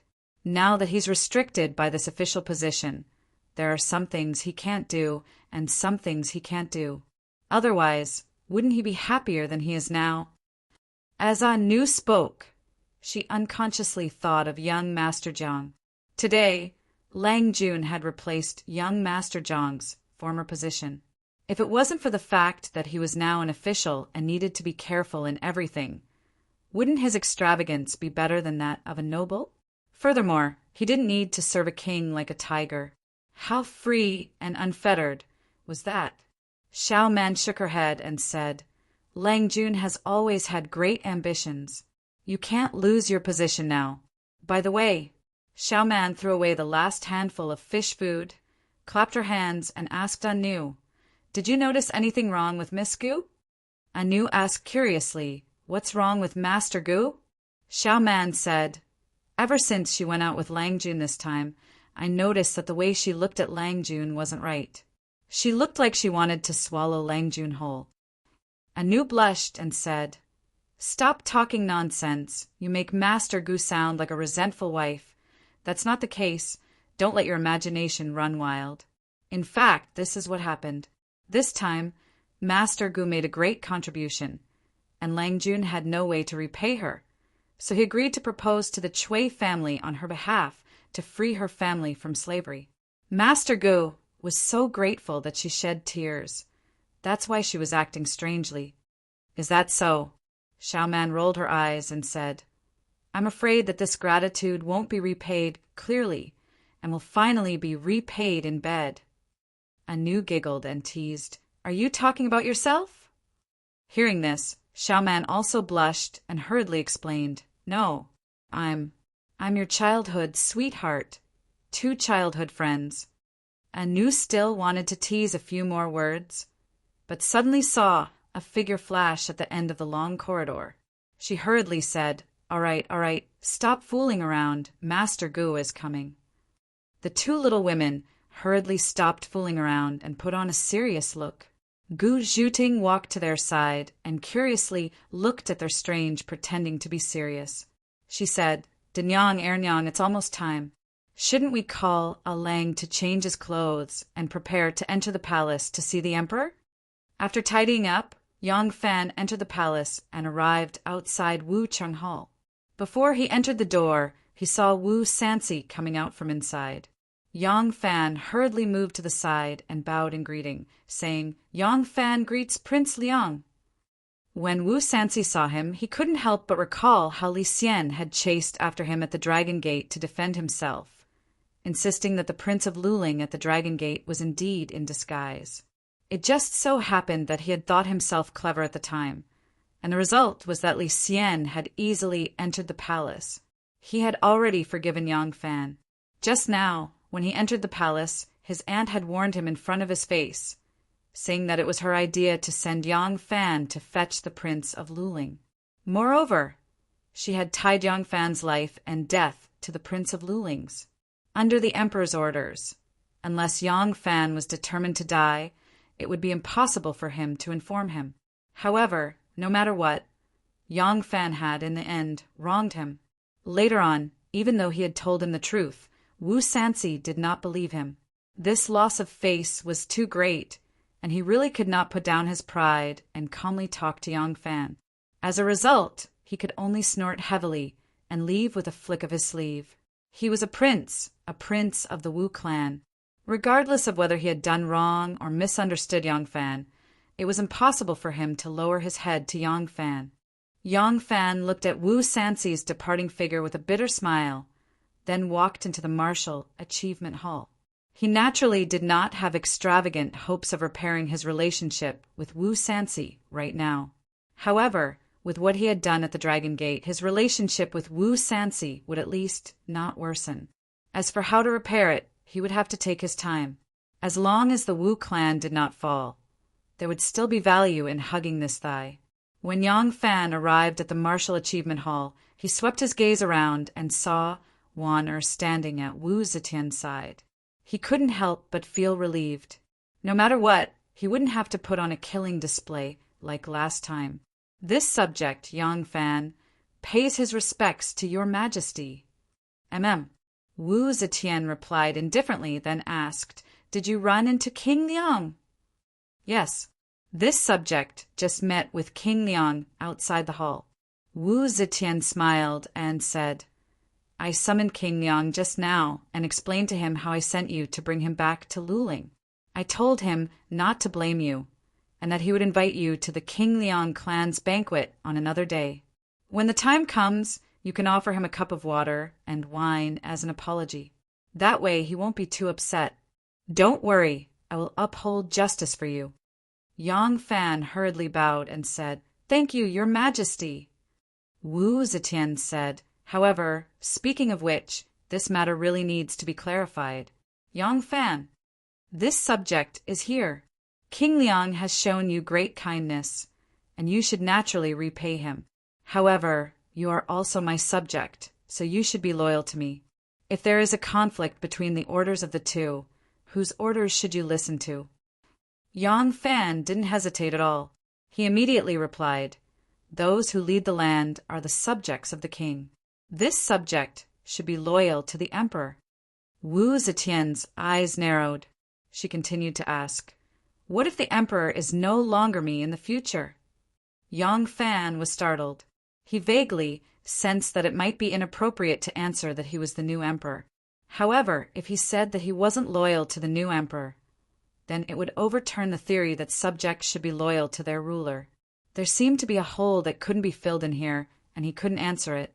As such, he hurriedly put on a frightened expression and said, "Your Majesty is healthy and has a boundless lifespan.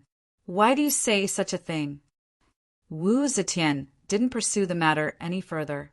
She only chuckled and said, "You shouldn't have to answer this question in the first place, so I won't make things difficult for you. However, you must remember, Wu Zetian's expression became solemn. She said word by word, "As long as I am alive, you will only be loyal to me. If you can do it, you will enjoy riches and glory. If you can't, you will die." Yang Fan hurriedly replied, "Your Majesty's teachings will be engraved in my heart." Wu Zetian suddenly said thoughtfully, "I heard from the cavalry and the internal guards that you all experienced hardships and dangers along the way back from Fangzhou, and there was even a traitor." Yang Fan knew that she must have understood what happened from the cavalry and the internal guards, so he didn't explain further. He only said yes. Wu Zetian sighed and said, "I have tied your life and death to the life and death of Luling. I didn't expect that under such circumstances there would still be people who dare to betray me. Money, silk, and fame have blinded your mind. What loyalty and righteousness is there to speak of? What respect is there in your heart?" She let out a long sigh and suddenly asked, "If I now authorize you to start anew and recruit a troop of 1,000 people, can you ensure that all of them are loyal and there are no traitors?" Yang Fan was slightly surprised, seeing that Wu Zetian was staring at him. He didn't have time to think and immediately answered, "I can't." This answer was out of Wu Zetian's expectation. Wu Zetian frowned and said, "I can't." Wan Er also glanced at him with concern, afraid that his answer would offend the emperor. Yang Fan said with certainty, "Yes, I can't. I believe that no one in the world can do it." Wu Zetian was very unhappy and said lightly, "Tell me the reason." Yang Fan said, "If it is 3 people, I can. 5 people, I can also. 20 people, I can barely do it. 100 people, that is impossible. As the saying goes, people come in all shapes and sizes. Everyone has their own thoughts, their own pursuits, their own wishes, and their interests and personalities are all different. To have everyone work together in the face of any temptation and not be moved is an impossible thing, not to mention 1,000 people." Wu Zetian's expression became uglier and uglier. Since Yang Fan had already spoken, she couldn't care less and continued to say, "When the water is too clear, there will be no fish. When a person is too observant, there will be no disciples. Your Majesty is a great strategist and the founder of the country. I believe that you understand the truth of these words 100 times better than I do. If your Majesty orders me to form a new army of 1,000 people, I cannot guarantee that every single one of them will be absolutely loyal, and there is no need to guarantee that every single one of them will be absolutely loyal. It is enough as long as the majority of them are loyal. Just like this time when we protected the Prince of Luling back to the capital. There was a traitor among them, but he couldn't do anything to the Prince of Luling. In the end, he was used by us." Wu Zetian was silent for a while and suddenly laughed. Looking back at Wan, she said self-deprecatingly, "I actually understood this truth a long time ago. But when I get old, my heart becomes naive and I actually want to do something that I can't do." She shook her head and said to Yang Fan, "I am very happy that you can be frank with me and not beat around the bush. I had originally planned for you to start from scratch and train a new army. Now that I think about it, it really was an unnecessary move. Soldiers are recruited from the people. Can't those who have the heart recruit 1 or 2? On the other hand, the new army needs to be trained from the beginning, and it is hard to guarantee their battle power. How about this? I will give you 100 cavalry.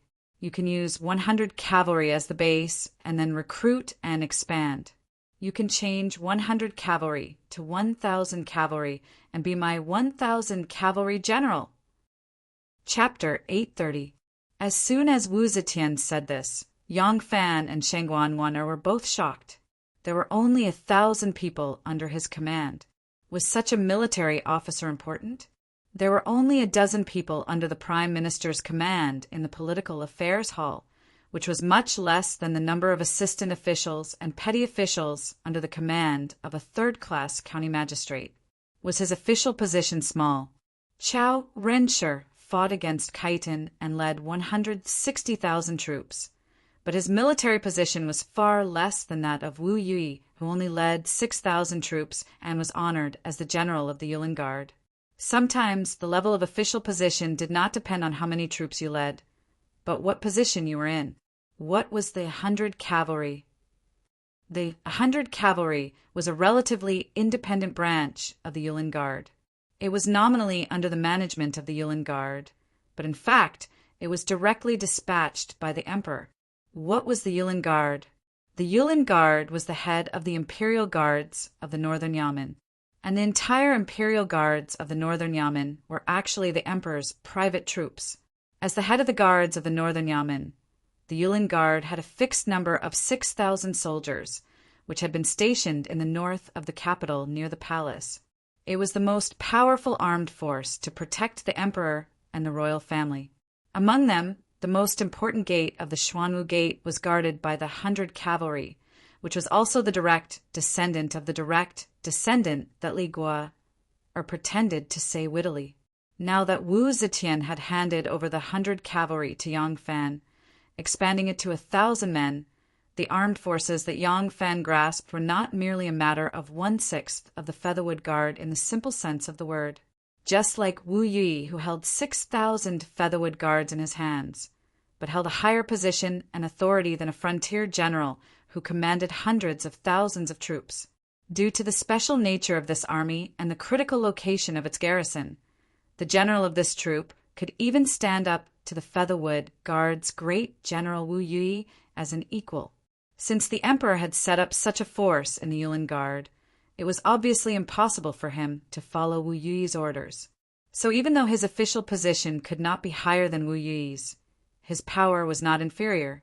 This armed force was directly under the command of the emperor, and the Grand General of the Featherwood Guard, Wu Yi, had no authority to deploy it. Not only could Wu Yi not dispatch it, but it was also impossible for others to be responsible for the appointment of officers in this army. The South Yamen Imperial Army couldn't manage it, the North Yamen Imperial Army couldn't manage it, the Political Affairs Hall couldn't manage it, and the Ministry of War couldn't manage it. It was impossible for Wu Zetian to personally intervene in the arrangement of the generals. Therefore, this solid Imperial Guard was equivalent to Yang Fan's. In fact, the 100 Cavalry was originally the emperor's personal guards. It was just that they were too few in number and had little use. But once they expanded to the 1,000 Cavalry, what would happen then? When Hitler first became Chancellor, the number of private guards was 120. What happened after that? Once Yang Fan's 1,000 Cavalry was successfully formed, it would become the armored division of the Führer's guard flag. Shanghai Wonder immediately reacted after being startled. She couldn't help but glance at Yang Fan with surprise and joy. The first thought that came to her mind was, if this enemy becomes the 1,000 Cavalry general, then people won't see him like they're treating Chinese Valentine's Day, right? Yang Fan also quickly reacted. He was wondering if he should be modest. It seemed that when the emperor added a title, he should be modest and then thank the emperor and accept the decree. This was the tradition. Unexpectedly, before he could make a hypocritical and humble speech, eunuch Gao hurriedly ran in and said while panting, Saint, Elderdy's residence has sent a message. I'm afraid the elder is not going to make it. What? Wu Zetian was shocked. Seeing that Yang Fan was still standing in front of her, she immediately ordered, Quick! You go to the D residence immediately and visit the elder on my behalf. Go! If such an important official was about to pass away, the emperor must know his last words. The situation was urgent, and Wu Zetian felt that Yang Fan was trustworthy, so she grabbed him.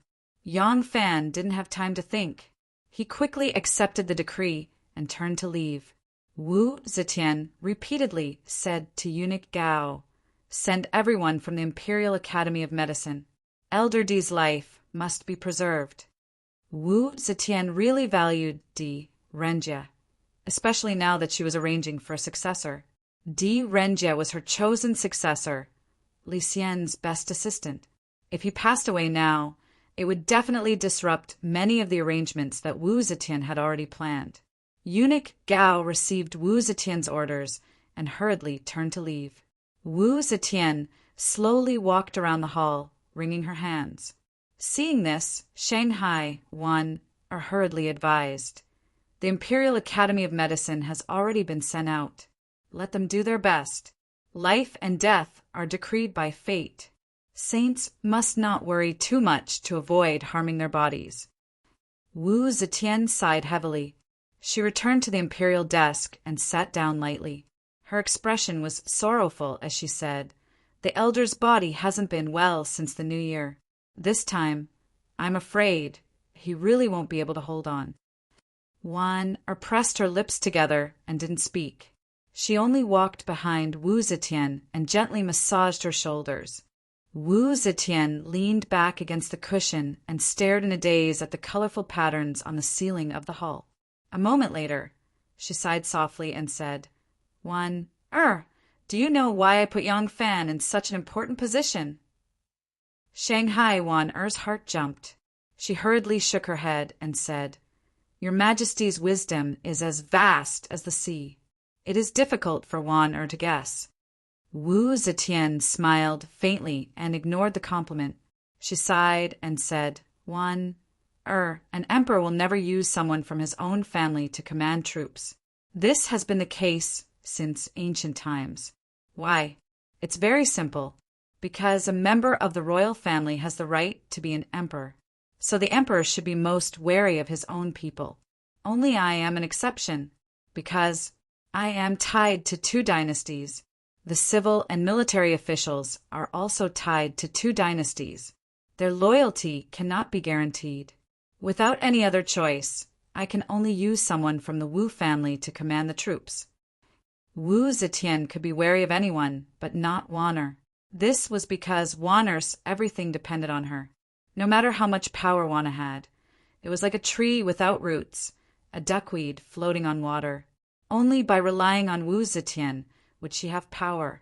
Thus, Wu Zetian never doubted Wan-er's loyalty. If she had anything on her mind, she could confide in Wan-er.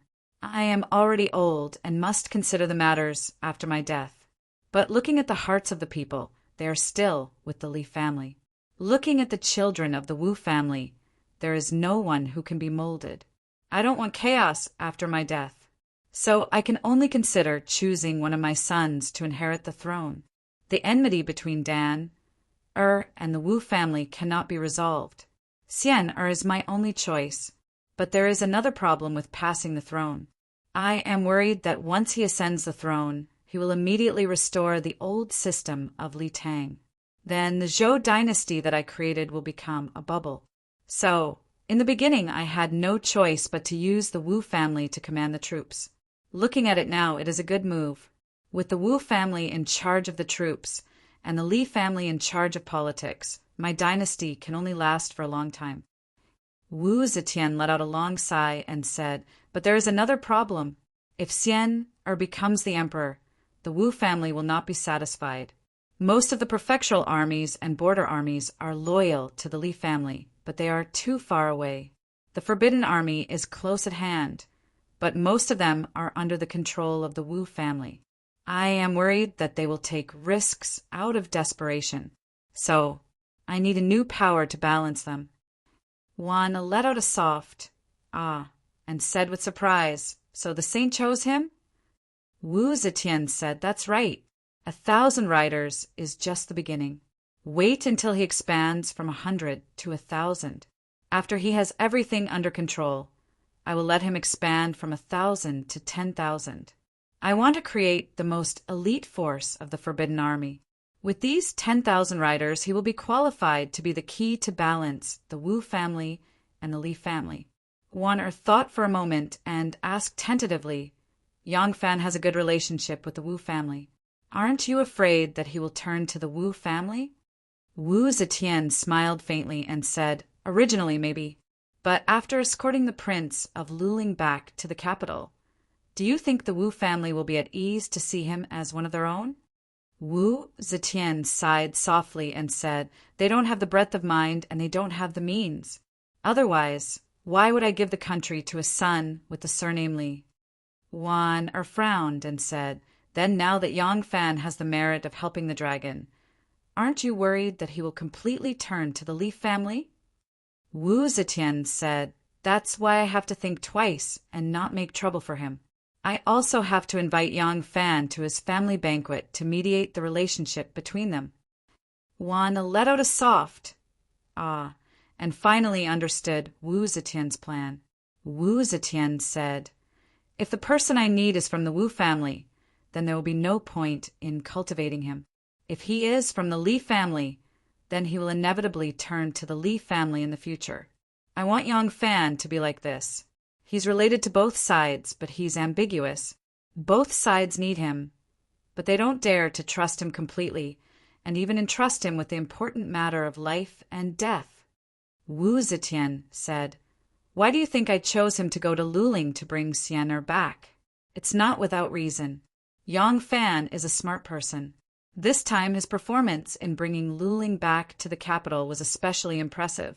Smart people do things more complicated than ordinary people think.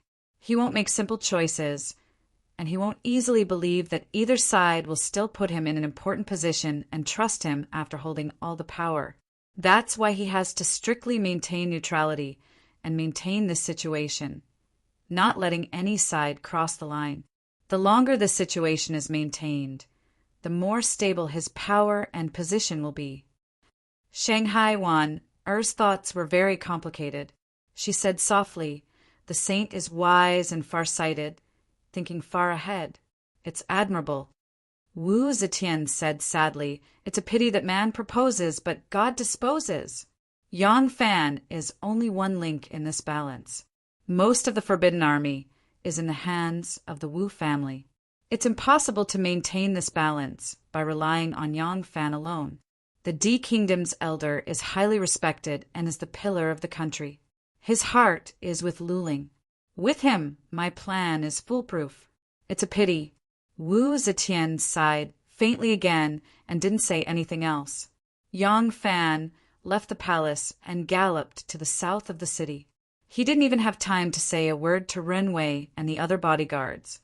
Renwei and the others didn't know what happened and hurriedly urged their horses to follow. Yang Fan hadn't been to the Di residence in the south of the city for a few years, but there were no changes in the square. Every blade of grass, tree, brick, and tile was the same. Yang Fan didn't have time to look and didn't care about the rule that horses shouldn't be ridden in front of the elder's residence. He rushed to the gate of the Di residence, dismounted, and walked in. At this time, the gate of the Di residence was wide open with people coming in and out. A servant saw that Yang Fan was dressed in martial attire and had an extraordinary bearing, so he hurried forward to inquire. Yang Fan didn't have time to explain his identity and only said, I'm here to visit the elder on His Majesty's orders. Quickly take me to see Master Di, without delay. Chapter 831. The third son of the Di family stood in front of Di Renjia's sickbed, crying silently. The eldest son of the Di family, Guangxi, was now the Minister of Revenue. The second son, Guangyuan, was also transferred out of the army when Di Renjia was demoted. After Di Renjia was reinstated as the Prime Minister, he was transferred to a civil position and was now the Minister of State. The third son, Guangzhou, was also given the position of Minister Counselor by the Emperor after being shelved for many years. This was naturally a kind of compensation to Di Renjia, who had been an official for 4 dynasties. Di Renjia was already old, and his position was extremely high. Money and women could not move him, and his position could not be promoted. He could only bestow the emperor's favor on his children and grandchildren. The 3 brothers saw that their father had fallen into a state of confusion.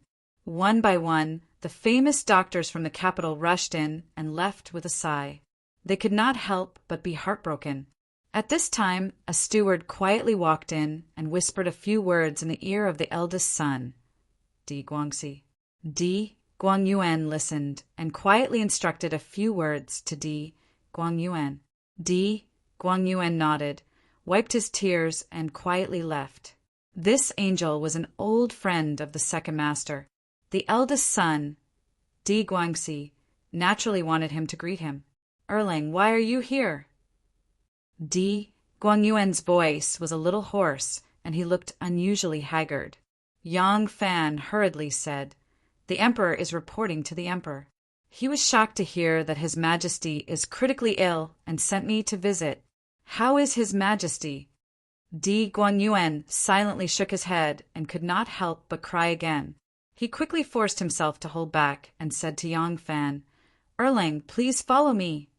Yang Fan slowly followed Di Guangyuan into the inner room. As soon as he entered the room, there was a strong smell of medicine. Di Guangyuan leaned close to Di Renji's ear and said, "Father, the emperor sent someone to visit." Di Renji's body moved and slowly opened his eyes. When he clearly saw that the person standing in front of him was Yang Fan, he could not help but be shocked again. The expression in his eyes was a little strange. The eldest son of the Di family, Di Guangxi, saw that he was struggling to get up and quickly went to help him. Yang Fan hurriedly said, "Don't get up, His Majesty. This junior is here to visit His Majesty. Please take care of yourself. If His Majesty is well, the country and the world are very fortunate." Di Renjie stared at Yang Fan, and his lips moved a few times. Yang Fan hurriedly leaned down and pressed his ear against his mouth. Di Renjie quickly said with difficulty, "This time, this time, you did very well. Wu descendants are not good people. Wu descendants, you for the world's plan." Yang Fan held Di Renjie's hand tightly and said in a low and powerful voice, "Don't worry, Elder Di. You have given me the courtesy name Yuanfang and the 3 Friends of Winter. I will always remember your earnest teachings and earnest expectations." Di Renjie's eyes lit up, but he still held onto Yang Fan's hand tightly. Yang Fan hesitated and whispered in his ear. At this time, only Di Renjie's 3 sons were in front of the bed. They looked at him in surprise, not knowing what Yang Fan had said. As Yang Fan spoke in a low voice, the lines on their old father's face became more and more relaxed, gradually lifting up, as if there was a kind of uncontrollable joy. Di Renjie listened and finally laughed. Perhaps it was the final radiance of the setting sun. His voice suddenly became much louder and clearer. This time, "I am afraid I cannot hold on any longer. You should reply to His Majesty. I know His Majesty's worries and concerns. I recommended Zhang Jinji, and His Majesty has not used him yet. He is a talented Prime Minister. Also, Minister of the Right Weiyangshi is a strict and upright official. He is honest and prudent and is also a candidate for Prime Minister. Other than that, Jing Hui, Huan Yanfan." Di Renjie said more than 10 names in a row. It seemed that he had already thought about his funeral. He said all the things he wanted to say in one breath. Then he gently patted the back of Yang Fan's hand and said with a happy expression, "The plan of the country has been entrusted to you all." Yang Fan remembered Di Renjie's words and nodded solemnly. At this moment, the steward of the mansion came to report that the emperor had sent an imperial physician to treat the elders of the kingdom. Di Guangxi hurriedly went out to greet them personally. Di Renjie nodded to Yang Fan. Yang Fan let go of his hand and solemnly bowed to Di Renjie. Accompanied by Di Guangyuan, he quietly left. Outside, a group of imperial physicians were led by Di Guangxi. They hurriedly brushed past Yang Fan and entered the inner chamber. Yang Fan did not go far and stayed in the courtyard. Di Guangyuan was worried about his old father and had no time to accompany him. He apologized to him and hurried back to his room. After an unknown amount of time, a heart-wrenching cry suddenly came from the room. Immediately after, the group of servant girls and servants outside the door all cried and fell to the ground. The ground was covered in red like rain. A few petals on a peach tree in front of the courtyard were gently blown away by the light wind. The swallows under the eaves were still looking at the sky and murmuring. Yang Fan, who was standing in the courtyard, did not know why, but he was blinded by the wind. Di Renjia passed away. Wu Zetian personally presided over his funeral. She stopped the court for 3 days and had all the civil and military officials pay their respects. This was the highest form of courtesy an official could receive. Wu Zetian also bestowed Di Renjia with the title of Wenchang, right premier, and the posthumous title of Wenhui. At this time, there was no unified ranking of posthumous titles, such as Wenjun and Wenjin. Most of the posthumous titles were chosen according to the individual characteristics of the officials. However, in the unwritten rules, Wenhui was the highest posthumous title at that time. Another 5 days later, Zhang Zhenji, who had been recommended by Di Renjia, was transferred back to the capital from Jingzhou to serve as the major of Luozhou.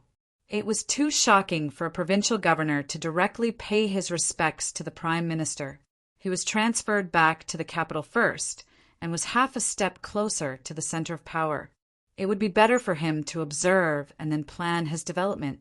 At the same time, Wenchang Right Minister Wei Yangshi was worshipped as the assistant minister of Luantai and was only 1 step away from becoming the prime minister. These days, the prince of Luling, Li Xian, and his family lived in the Eastern Palace. They were finally reunited with their brother Li Dan's family after 16 years of separation. Other than that, there was nothing else to do.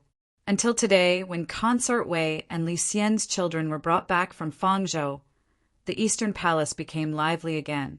Li Guo was greatly favored by the emperor and often went to accompany him. She had a clever temperament and was very good with words.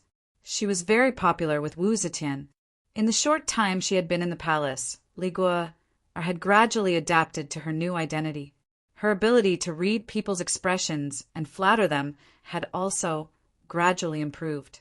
She had just returned from accompanying her parents and was about to find her sister to talk to when she suddenly saw her cousin Li Longji, dressed in a short robe with a robe draped over his arm. His forehead was beaded with sweat as he walked over from the front courtyard. She smiled and greeted him, "San Lang." Li Longji was angry that his uncle had returned and usurped his father's position. It was not good for his uncle's family. With a cold snort, he turned around and walked away.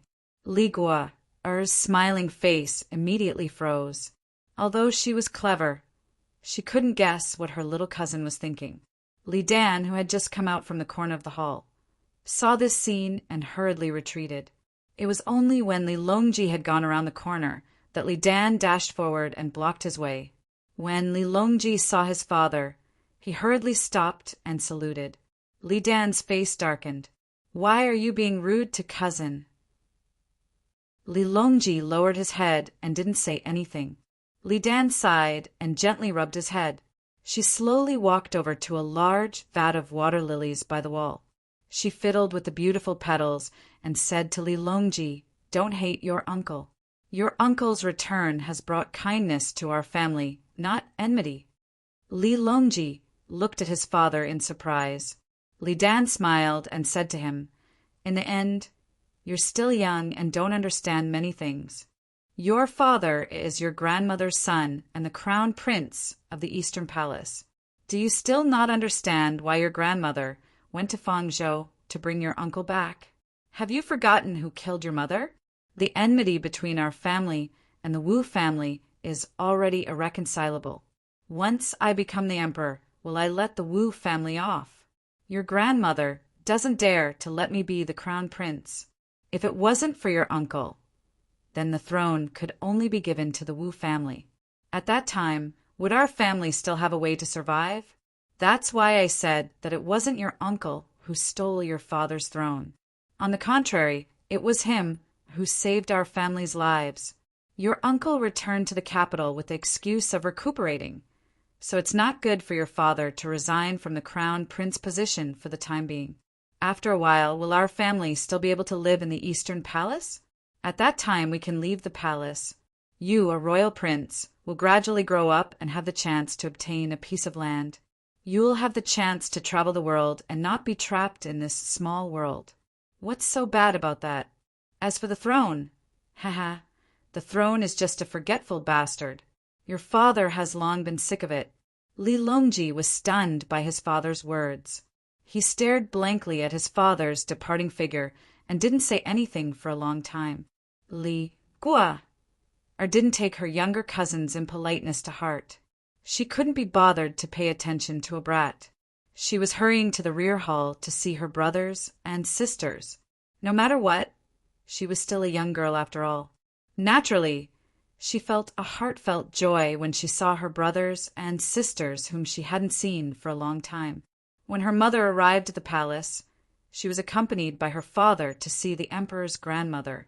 Her father, who had always been afraid of meeting the emperor's grandmother alone, dragged her along with him. She hadn't had the chance to reunite with her brothers and sisters. She had just returned to the courtyard where the family lived when she saw her sister, Li Xianhui, walking out of the palace room that was assigned to her.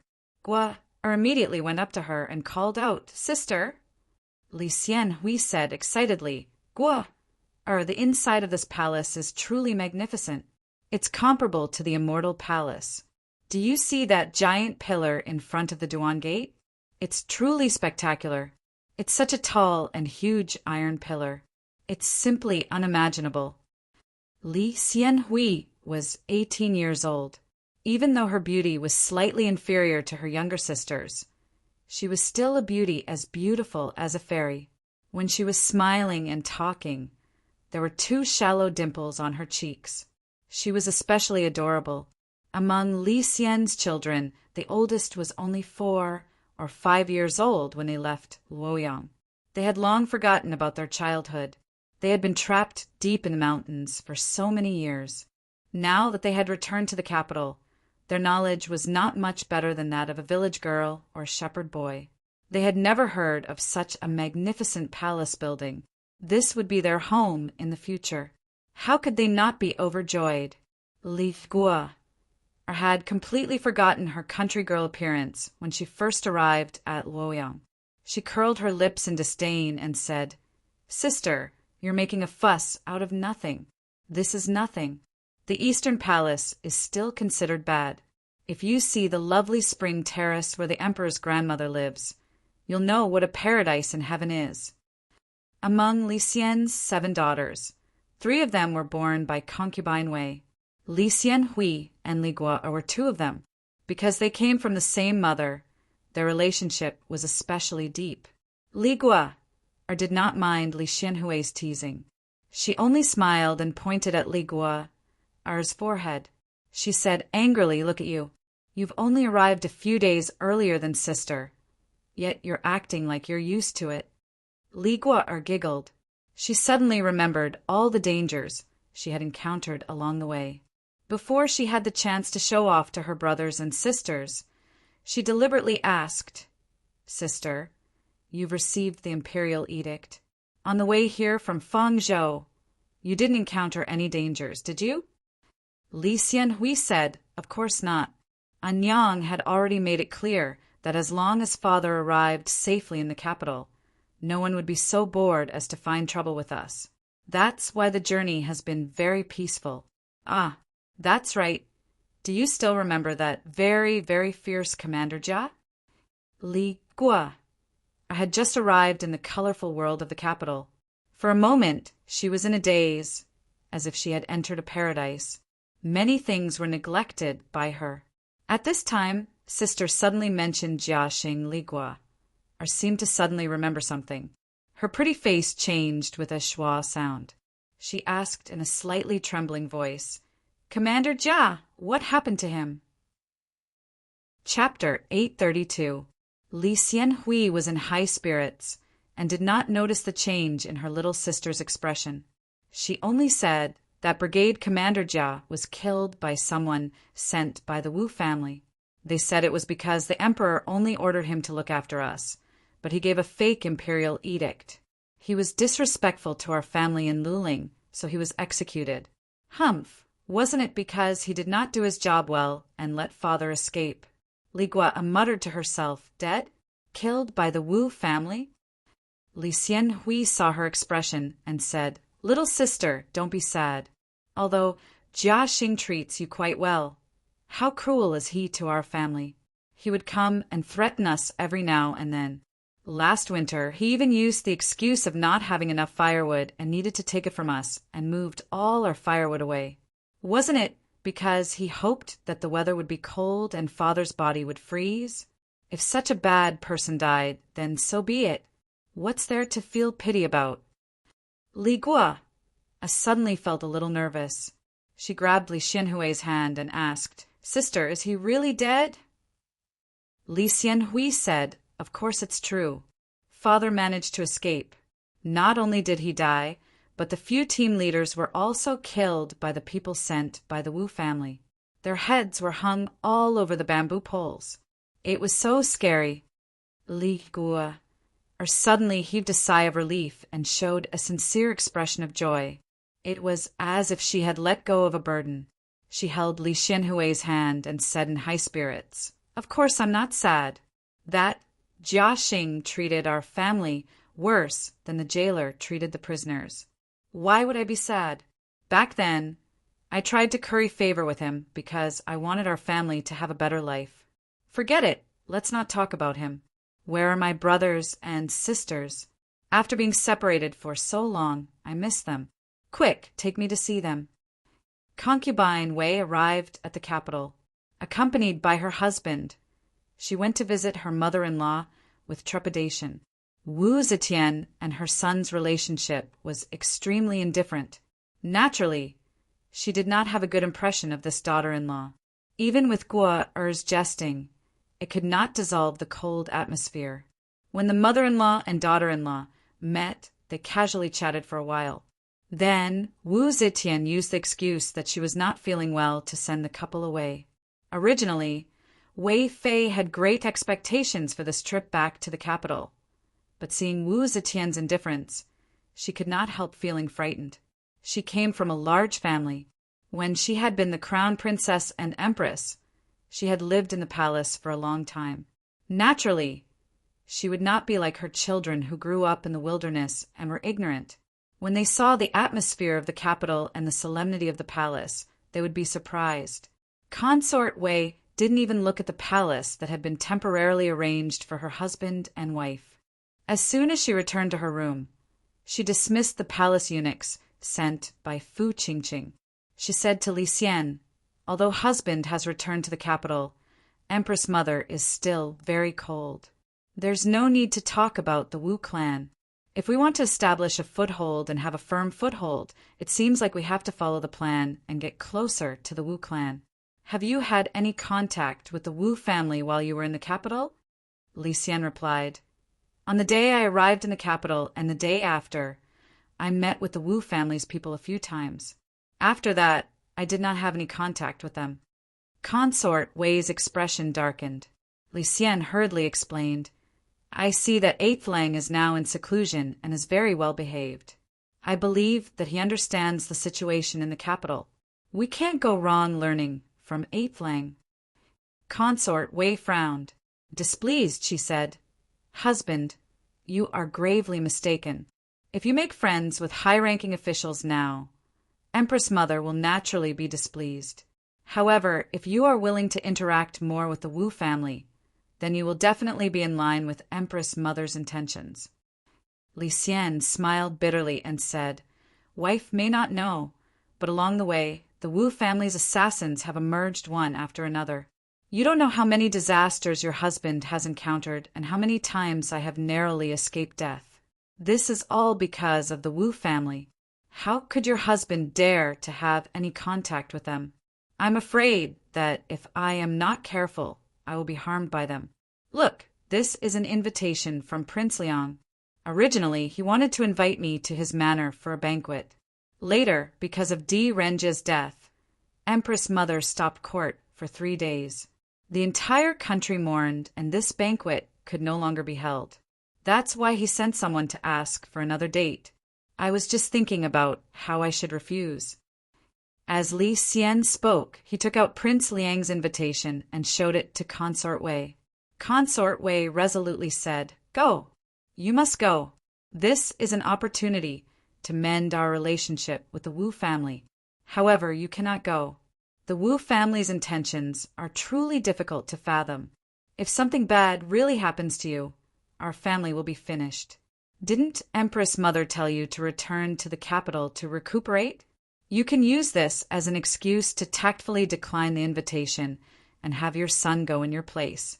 This way, not only will there be no loss of etiquette, there won't be any danger." Li Xian was overjoyed and said, "Wife's brilliant plan. Your husband is completely at a loss. Only wife's presence can help your husband make a decision." Consort Wei sighed and said, "But in the end, this is not a long-term plan." Li Xian hesitated and said, "What can we do?" Consort Wei said, "On the way back to the capital, Chia has already thought about it carefully. If we want to change our situation, there is actually a good way." Li Xian was overjoyed and said, "Wife, quickly say it." "Wife's idea is definitely good." Consort Wei said, "Marriage alliance." Li Xian was startled and suddenly said, "You mean let our daughters marry?" Consort Wei said, "That's right. If we want a marriage alliance, it must be with the most powerful person in the Wu family. Only then will it be of help to us." On the way to the capital, Chia has carefully inquired. Right now, the most powerful families in the Wu family are Wu Qingxi and Wu Sanxi. However, these two families currently do not have any girls of suitable age to marry. Otherwise, if we marry one of them back to be our daughter-in-law and become the imperial crown princess in the future, we will be able to obtain even more support from the Wu family. Right now, we can only settle for the next best thing and marry our daughters into the Wu family. Fortunately, we have been living deep in the mountains for 16 years. Because of this, our daughters' marriages have been delayed. Even the eldest daughter's husband's family has not been found. Now that the youngest daughter is already 16, it is reasonable for us to quickly find them a husband's family. Li Xian said in shock, You aren't planning to marry our daughters into the Wu family, right?" Consort Wei rolled her eyes at him and said, "Naturally not. Does the Wu family have that many marriageable men? Even if we don't marry into the Wu family, our daughters will still have to marry, right? Other than the Wu family, we can also choose some of the aristocratic families in the court to marry. This way, we can ease our relationship with the Wu family and obtain a lot of help. Isn't this the best of both worlds?" Li Xian thought about it carefully and nodded. "What my wife said is a good idea." Consort Wei said cheerfully, "Since you also agree, then we must strike while the iron is hot and make arrangements as soon as possible. When you pay your respects to Empress Mother tomorrow, find an opportunity to bring up this matter. Remember, if Empress Mother asks about your plans, you must mention the Wu family first. Also, these two children, Xian Hui and Guo, must marry into Prince Wei and Prince Liang respectively." Li Xian had 7 daughters. Among them, Lady Wei gave birth to 3 daughters. The eldest was Xu Xiu, the second was Xian Hui, and the third was Guo. Each of them was more beautiful than the last. Consort Wei had purposely instructed him to marry her biological daughters into the families of Prince Liang and Prince Wei, respectively. Li Xian did not think much of it when he heard this. As a mother, she would always be biased towards her biological daughter. While Li Xian and his wife were busy looking for a son-in-law, Yang Fan was recruiting soldiers. The North Yamen Imperial Army was initially controlled by the South Yamen Imperial Army. But since the time of Emperor Gaozong, it became independent and became the emperor's army. In fact, it was the emperor's private army. Now that Wu Zetian wanted to expand the 100 horsemen into the 1,000 horsemen, the whole thing was naturally just a word from the emperor. The imperial army system, the Ministry of War, and even the Political Affairs Hall could not interfere. The recruitment of soldiers and horses was completely done by Yang Fan alone.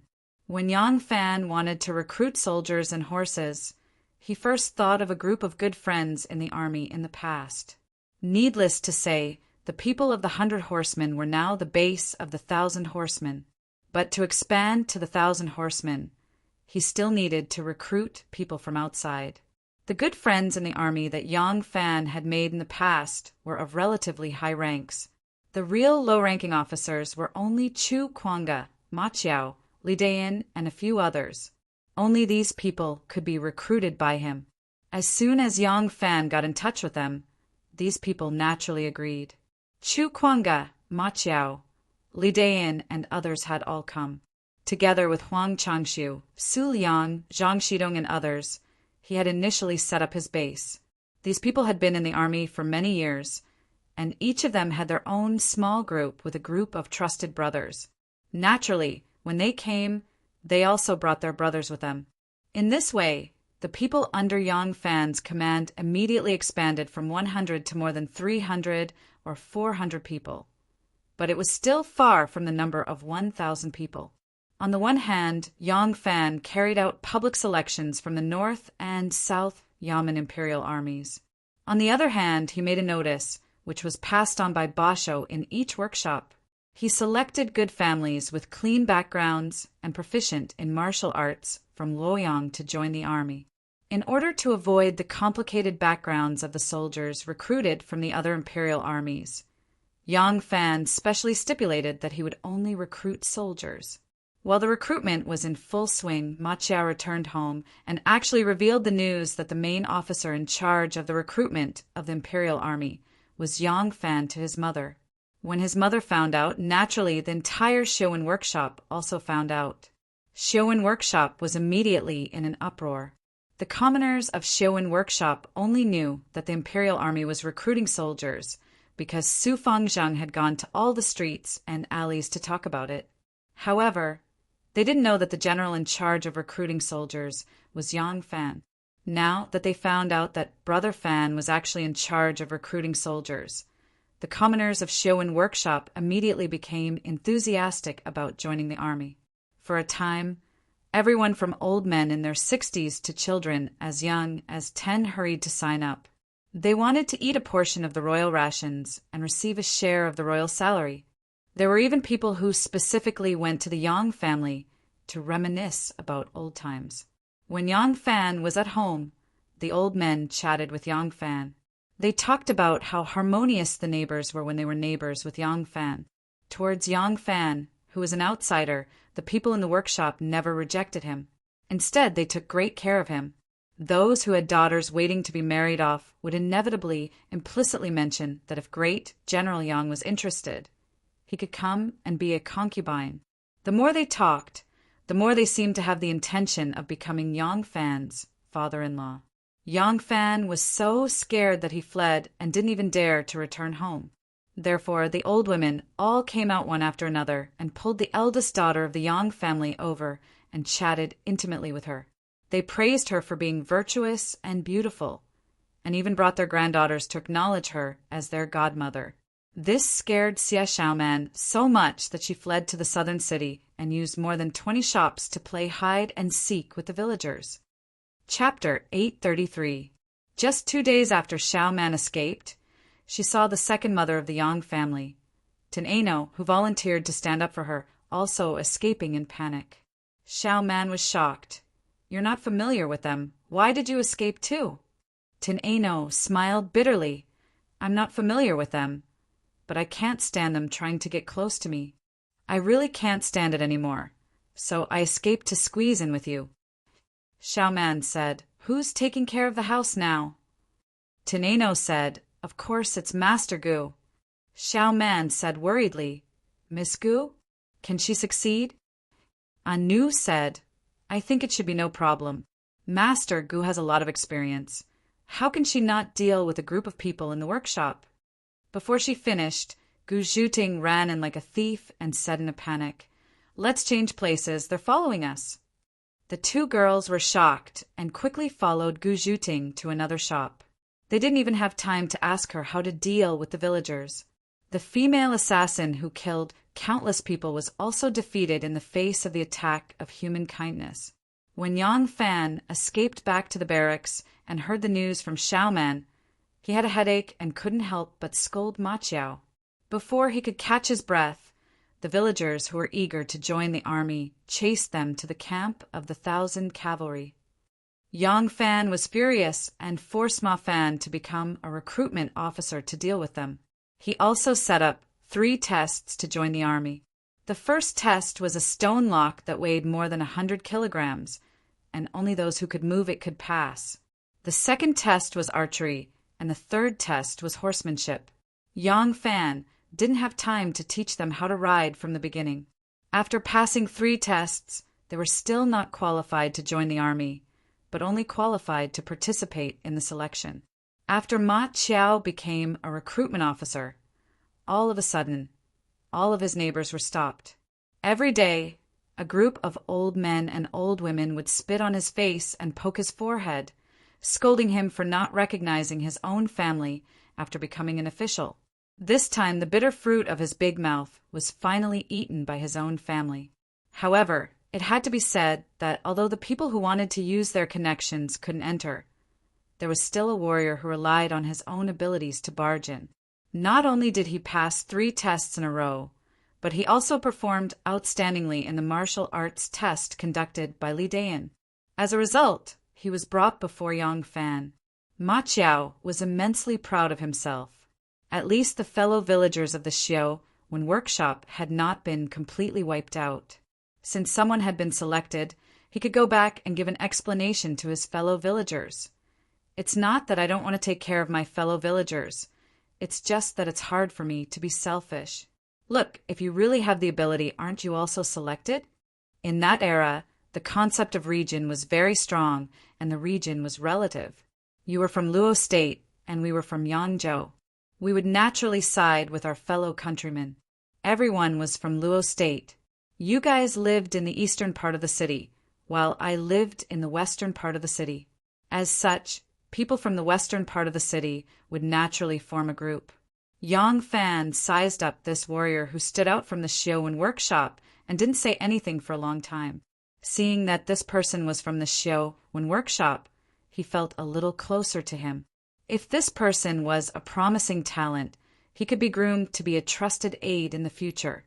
Therefore, Yang Fan paid more attention to this person, and when he took a look, he found him very familiar. Yang Fan thought about it. Although he had only met this person a few times in the workshop and didn't have a deep relationship with him, he suddenly recalled an interesting matter related to this person. He couldn't help but recall his name. Yang Fan cried out involuntarily, Xiao Qianyue. Xiao Qianyue wasn't considered tall, but he was extremely muscular. He had thick arms, broad shoulders, a leopard's head and eyes, and a swallow's chin and a tiger's beard.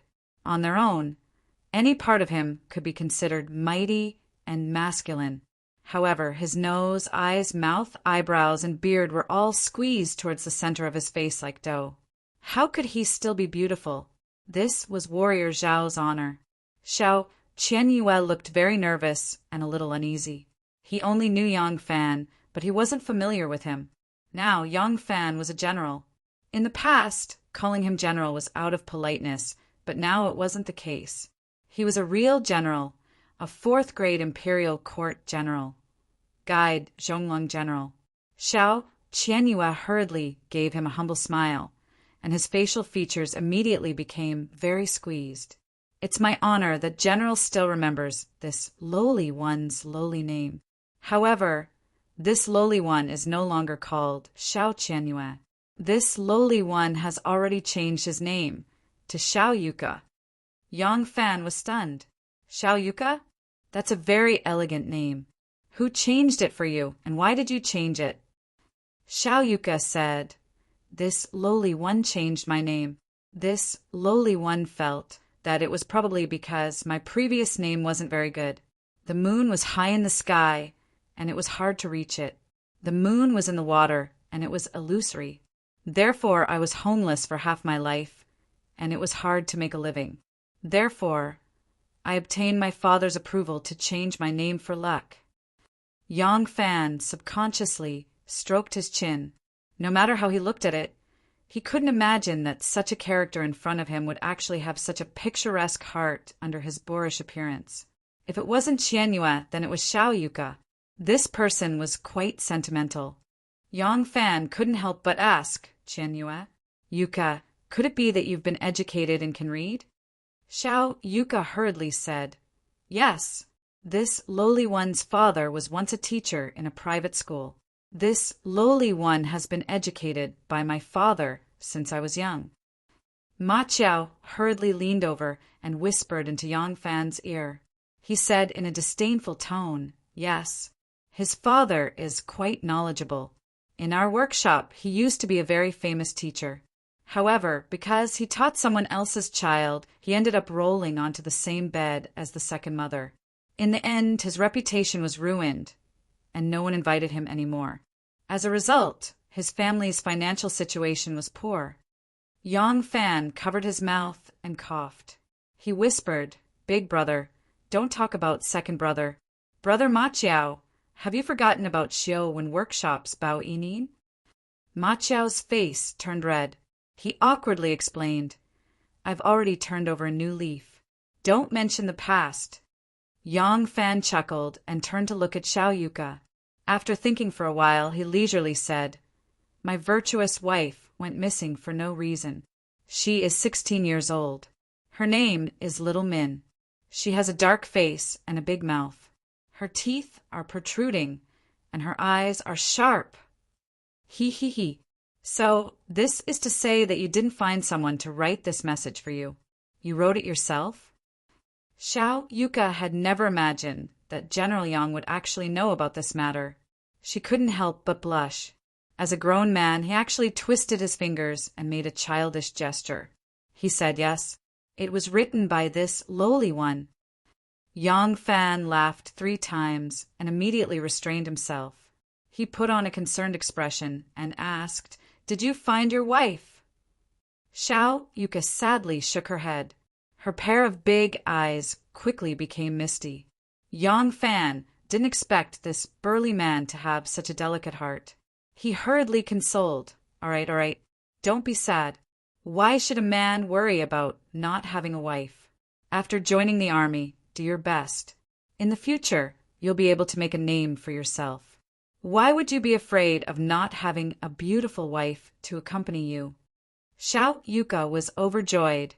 General, are you saying that you're willing to accept this lowly one? Yang Fan smiled and said, You can write and calculate. You're also skilled in martial arts. Why wouldn't I accept you? Go with Brigade Commander Li, settle down, and enter your name in the register. Xiao Yuka was overjoyed. She hurriedly thanked him and left with Li Dayan. At this moment, Su Liang walked towards Yang Fan. He frowned and said, It's easy to recruit 1,000 soldiers, but it's hard to find a good general. We can recruit as many soldiers as we want, but it's hard to gather the number of generals. You see, below the middle minister, there should be 5 minister generals. I'm the military major. Old Huang, Chu Kuanga, and Ma Qiao are minister generals. Let's not talk about the chief historian, 6 Chaowei, and brigade commander. Just the minister generals alone are 2 people short. This position can't be handed over to outsiders. Yang Fan said that's natural. Can Luyan and Gao Chu be transferred over? Su Liang said they promised to let them go. They can report in these few days. However, the 2 of them are only platoon leaders. They don't have any meritorious service.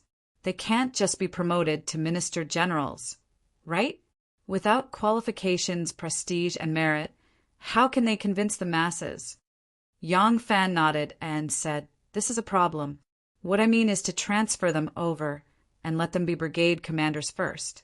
As for the 2 vacant minister generals, I don't have a good candidate at the moment. Let's just leave them empty for the time being. Su Liang had no other choice but to nod his head in agreement. Su Liang had just left when Yang Fan suddenly thought of another person. Wang Tongjiao. Wang Tongjiao, used to be on the same battlefield as him, and they were friends. However, Wang Tongjiao was a member of the Wang family of Taiyuan. His temperament was a bit arrogant. Since then, he didn't have much contact with Yang Fan. However, although their contact was short, because they didn't have any conflict of interest, Wang Tongjiao didn't hide anything in front of him. It was easy to understand this person's temperament and character. This person was upright, unyielding, and resolute. Yang Fan's impression of him was not bad. He remembered that at that time he was already Commandant Guai of the Left Guard. If he didn't get promoted in the next 2 years, he could be transferred to the 1,000 Horseman Guards as a Minister General. But even though he was transferred, the status of the 1,000 Horseman Guards was not the same as that of the Left Guard. Presumably, he would be willing to come. As soon as Yang Fan thought of it, he immediately took a few bodyguards, rode out of the camp, and went straight to the Left Guard. These bodyguards were none other than Ren Wei and several other masters, sent by the Succession Hall to protect him. Since they had the power to build their own army, how could Yang Fan not pull them in? Although Yang Fan didn't dare to reveal the most confidential things to them, he had to cultivate his own people in the Succession Hall if he wanted to stand firm in the Succession Hall. Now that he had an official position, he couldn't stay in the Succession Hall all the time. He didn't have too many opportunities to contact other people. These bodyguards were the people he had to win over first. Yang Fan Station was in the north of Luoyang, adjacent to the palace. There were camps of other garrisons of the Yulin Guards around it. As for other garrisons, they were relatively far away. For example, the camp of the Golden Guards was almost at Mengjin. The Left Guard was the imperial army of the northern Yamen and also belonged to the emperor's private army. The military camp was also located in Mount Mang. It was a distance of dozens of miles, but Yang Fan soon arrived. The Left Guard general was very polite to the new nobleman, but when asked about the purpose of his visit, Yang Fan didn't clearly disclose it to him. Although if Yang Fan really fancied Wang Tongjiao, it would only take a word for him to transfer him over, and he would not be allowed to object. However, a melon that was forcefully twisted would not be sweet. Yang Fan wanted to find a group of like-minded friends and build an army that was loyal to him. He did not want people who were reluctant, and he wanted to ask Wang Tongjiao for her opinion first. Yang Fan told the Left Guard general that he passed by here and came to visit his old friend Wang Tongjiao. The Left Guard general regretfully told him that Wang Tongjiao was not in the army. He was called back by the Political Affairs Hall to debrief and would come back in about 2 days. If he wanted to find him, he could go to Luoyang. The Left Guard general also gave him an address. Yang Fan had no choice but to say goodbye to the Left Guard general. When he left the barracks, he thought that since he was out, he might as well go back to Luoyang. If he couldn't find Wang Tongjiao, he could leave a message and wait for his reply. He could also go home on the way. He didn't know that his family's refuge had stopped now. So, Yang Fan urged his horse to Luoyang. Chapter 834. When Yang Fan rushed to Luoyang on horseback, Li Gui'er was a guest at the noble princess's residence. Today, she was accompanied by many women from the noble families who were waiting to be married. All the women were gathered in one hall, and the white-haired noble princess was in the middle. It was like a pear tree accompanied by begonia. Li Gui'er was clever and clever. She was good at socializing with others. Even though she did not know much about the etiquette of the noble women, she was good at hiding it so no one noticed her shortcomings. Li Gui'er hid her shortcomings and secretly learned other people's ways. She also had to divert her attention to chat and joke with them, but she did it with ease. All the women sat in the reception hall, chatting and laughing. There were 12 screens in the corner of the reception hall. All the women in the reception hall were eating porridge. No one noticed that the peacock on the screen had a pair of moving eyes. The noble princess did not change her old habits. Today, she became a matchmaker again. This time, she wanted to arrange a marriage between the Wu and Li families. Sisters, today's spring is just nice. I see hundreds of flowers in the garden competing for beauty. Why don't we go to the garden and swim among the flowers? Isn't that better than sitting in this hall? Li Gua, or did not know that today she was invited to the princess's house for a blind date. She was used to the wilderness and couldn't bear to sit in the reception hall for a long time. After a while, she made a suggestion to everyone and then said to the princess, "Gugu, what do you think?" The poor princess was 1 generation older than her grandmother, yet she insisted on taking Wu Zetian as her godmother. In front of this little girl from the Li family, she was 2 generations younger. However, the princess did not feel uncomfortable at all. She nodded with a smile and said, "Good, good, good. As long as you guys have fun, let's go for a stroll in the garden." As she said this, the noble princess subconsciously glanced at the screen in the corner of the hall and said, "You go first. I'm old and will go after a short rest." The entire hall was filled with women flying out. The noble princess chuckled towards the screen in the corner of the hall and said, "Junwang, does this niece of mine suit your liking?" There was no response from behind the screen, causing the noble princess to be extremely puzzled. She quickly walked over and circled behind the screen to take a look. She saw the man lying on the screen with his buttocks stuck up in the air. He had a dazed look on his face. The women in the hall had already left, but he was still not moving. The noble princess couldn't help but laugh. She gently patted the man's shoulder and asked, "Royal Prince, are you satisfied?" It turned out that this young man was the son of the Prince of Liang, Wu Sansi. His name was Wu Chongxuan, and he was conferred the title of Royal Prince Gaoyang. The noble princess was entrusted by the Prince of Luling to act as a bridge between him and Li Gor. "Ah, satisfied, satisfied. I'm so satisfied. This princess is really going to be betrothed to me?" Wu Chongxuan felt as if he had just awoken from a dream, and his face was flushed with joy. For a moment he was a little nervous, afraid that this was just a dream that he could easily wake up from. The noble princess replied, "Of course. This old one is already so old. How could I possibly joke around with you juniors?" "Wonderful. I'm very satisfied." The royal prince was so happy that his heart was about to explode. His mind was filled with that extremely beautiful and astonishing young lady. Her every frown, her every smile, her every movement filled his heart to the brim. Right now, he was already a little infatuated with her. If it weren't for the fact that he still barely remembered his identity, he would have knelt down and kowtowed to the noble princess a few times to express his gratitude. "I'll go back and tell my father. I'll immediately propose. I'll marry no one but her. Wu Chongxuan spoke incoherently as he ran out of the hall like he was possessed. When he reached the door, he suddenly remembered something and hurriedly ran back to the noble princess. He solemnly bowed to the noble princess again before running away as fast as he could. In ancient times, it was said that blind and mute marriages were decided by the parents. In reality, it was not as exaggerated as it was in later generations. Although it was impossible for a man and a woman to interact freely like in modern times, their temperament, character, and family background were all things that the parents and the couple themselves had to understand in detail. Most of the friends who were asked by the host would tell the truth. Otherwise, if the couple did not get along in the future, they would be in trouble. No one would be stupid enough to only say good things. Even if she was a matchmaker, her scope of business was limited and she had a limited number of clients.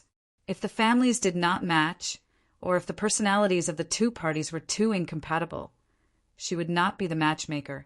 Otherwise, if a few couples were born with resentment and others knew that she was the matchmaker, her reputation would be tarnished. No one would look for her when they wanted to marry a daughter or a daughter-in-law. As for male and female colleagues, under most circumstances, their families would arrange for them to meet each other in a secret way. When the families were well matched, both sides would arrange for their children to meet each other. If both sides had no objections, then the next step of contact would be possible. Unless the parents had other intentions, they would not completely ignore their children's opinions. However, if the families did not match, then they would first let the family with the higher status make the choice. If this family agreed, but the other family was in a hurry to claim kinship, then it was fine to arrange for their children to meet each other. For example, when the Prince of Luling married his daughter, it was like this.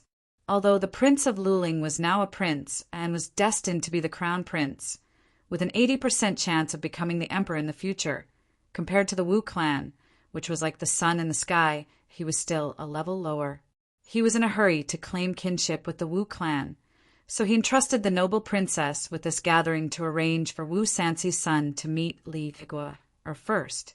If Wu Chongxuan took a liking to Li Guo, then everything else could be discussed. But if he didn't, then there was no need to mention it. Fortunately, Li Guo's beautiful appearance was truly impeccable, and it would not be an exaggeration to call her the #1 beauty in the world. When Wu Chongxuan saw this enchantress, even his soul was hooked away, so there was no reason for him to refuse. On the other hand, if Wang Tongjiao of the Wang clan of Taiwan was to marry the Prince of Luling's daughter, then the Prince of Luling's daughter would have to meet him first. In recent years, the Wang clan of Taiyuan's influence had declined greatly. Even when that scoundrel Lai Junqin forcefully demanded a daughter of the Wang clan as his wife, the Wang clan did not dare to resist. In fact, they even had to shamelessly borrow the strength of this scoundrel's son-in-law. Now that they heard that Lai Junqin was going to marry the future emperor, there was no reason for the Wang clan to refuse. In truth, the marriage of the Prince of Luling's daughter could not be considered to have gone very smoothly. Wu Zetian attached great importance to one's family background, and the Prince of Luling and his wife, out of the need to consolidate their own position, could not possibly choose a commoner's son. Instead, the prime minister and the son of a noble clan were their first choices. However, when Li Xian sent someone to sound them out, he was tactfully rejected by some of them. They were not willing to claim kinship with this future emperor. The future was complicated and confusing, and it was still hard to say what would happen in the future. Based on their family background and influence, no matter how the political situation changed in the future, as long as they did not get too involved, whoever became emperor would have to put them in an important position to ensure the interests of their clans. If they married the Prince of Luling, it would only be the icing on the cake for noble and scholarly clans like them. A commandant of the emperor's son-in-law would not be of much use in raising the status of their clans. On the other hand, if something happened to this emperor, they would be implicated, so this sort of transaction naturally could not be done. Thus, after some initial contact, there were more than 20 clans that had sons and nephews serving as officials in the capital, were of marriageable age but were unmarried, and came from relatively noble backgrounds. Among them, there were no more than 7 or 8 clans that were willing to marry the imperial family and were favored by the Prince of Luling and his wife. The sons and nephews of these 7 or 8 clans simultaneously received all kinds of orders and rushed to the political affairs hall. The prime ministers of the political affairs hall summoned them, but with the excuse that they were very, very busy and had no time to meet them. After having them sit on the cold bench for a while, they sent out a young eunuch to suggest that they first go to the palace's Kuju field to play for a while to relieve their boredom, and that the prime ministers would summon them when they were free. The oldest of these sons and daughters was no more than 20 years old and had seen many grand occasions, so they were not very restrained in the palace. Since the prime ministers had spoken, they were happy to go and play for a while. Thus, they arrived at the palace Kuju field, took off their robes, and divided into 2 teams, where they excitedly began to play ball. Of course, they did not know that of the Prince of Luling's daughters, other than Consort Wei's 2 most beautiful princesses, Li Xianhui and Li Guo, who had been taken out for the sons of the Prince of Liang and the Prince of Wei to look over. The other princesses had already disguised themselves as palace maids and mixed in with the crowd of palace maids and eunuchs to quietly observe them. It was very easy for a man who was good at sports, fit, and handsome to attract the attention of women. The princesses only watched for a moment before one of them attracted their attention. Li Shuxiu's beautiful eyes were firmly fixed on that young man. The more she looked, the more she liked him. She could not help but quietly ask the accompanying palace maids, "Who is he?" The accompanying palace maids had already received the information on the sons and daughters of the various families. Following her signal, they whispered, "Princess, his surname is Yang, called Yang Xinjiao. He is a descendant of the Yang family of Hongnong, and is currently the commander of the left Thousand Ox Guard." Li Shuxiu heard that the handsome young man was from the Yang family of Hongnong, and that he was related to her grandmother Wu Zetian, and that he was an old friend. So she felt even more satisfied. She cast another glance at the handsome young man called Yang Xinjiao, nodded lightly, and then turned to leave. She did not continue watching. Naturally, she had already chosen her husband. Consort Wei had 3 daughters, Li Shuxiu, Li Xianhui, and Li Guo. Consort Wei was naturally biased towards her own daughters. The other daughters were all born of secondary consorts, so they did not dare to compete with her. So even though they were looking left and right, they were actually waiting for her to choose first. Once Li Shuxiu had made her choice, they could continue. As soon as Li Shuxiu left, Li Xinyu gave a heavy snort, her expression very dissatisfied. After the prince of Luling's family returned to Luoyang, these princesses had all received their titles. Li Guo was conferred Anil Princess, Li Xianhui was conferred Yongtai Princess, Li Shuxiu was conferred Chongqing Princess, and Li Xinyu, who was born of the secondary consort, was conferred Yin Princess. Regarding the other arrangements made by Li Xianhui and Li Guo, as well as Li Shuxiu's right of first choice, this Yin Princess was both jealous and resentful, and was very dissatisfied. But the other was born of the D wife, and she was born of a concubine, so her status was innately 1 level lower. Even though she was dissatisfied, she did not dare to express it.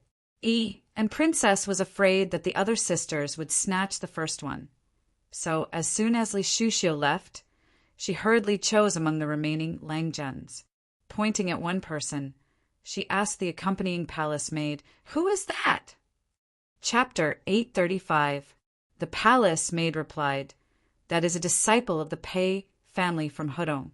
His name is Pei Son, and he is currently an imperial student. His literary talent is outstanding. According to his teacher, if he participates in the imperial examinations next year, he will definitely become a jinshi." This Pei Son was slightly thinner, with fair skin and delicate features. At first glance, one could tell that he was a scholar. When he played football, he naturally could not be compared to Yang Xinjiao, who was fit and handsome. However, his gentle manner had a different flavor. And Junju had always wanted to compete with her 3D sisters. When she heard that the man she liked was a disciple of the Pei family from Hudong, which was also a millennium-old aristocratic family, and his family background was not inferior to the Yang family of Hongnong, she was even more satisfied. She nodded and said, "That's him." She then raised her chin at her sisters, as if to show off, and left with her head held high. Because these Junju were born by concubines, their ages were not much different. Some were even the same age, unlike the 3 daughters born by concubine Wei, who had a clear age difference. They all knew Li Xinyu's temperament and were long used to her domineering ways. However, no one dared to compete with her. Everyone was a Junju. Wouldn't it be a joke if word got out that they fought over a man? Therefore, all the princesses remained silent and waited for Lin Xinyu to leave. Only then did they focus their attention on choosing their Langjun from the remaining men. After a while, Xianning Junju chose Wang Tongjiao from the Wang family of Taiyuan. She left happily to report to her father. Yong Shou chose Wei Dan from the Wei family of Jingzhou and then left quietly. Xian Du Junju was timid, shy, and introverted. She had always been ashamed to choose a husband. In the end, her sisters beat her to it. After the sisters had chosen their men, although the remaining men were all from prestigious families, they were either too ugly or short. They were really not attractive to her. Compared to the Langjun who had just been chosen by her sisters, they were even more unsatisfactory. The bowing didn't last long. The palace maid beside her asked her a few times in a low voice. The commandery princess of the new capital shook her head and said faintly, "There's no one I like. Father and mother will decide. I won't choose. I'll leave now." This time, the Prince of Luling and his wife were selecting a son-in-law on a large scale. Moreover, they had chosen the Wu family as their first choice for marriage, which was in line with Wu Zetian's request to alleviate the conflict between the Wu and Li families and join forces to rule the world. As a result, they received Wu Zetian's approval and strong support. If not for this, how could Li Xian have the guts to use the imperial family and the prime ministers of the political affairs hall as matchmakers to help his daughters? At this time, the Prince of Luling and his wife had received the news that Wu Yenji, the son of Wu Qingxi, had fallen in love with the gentle, generous, and beautiful Li Xianhui, the Princess of Yongtai.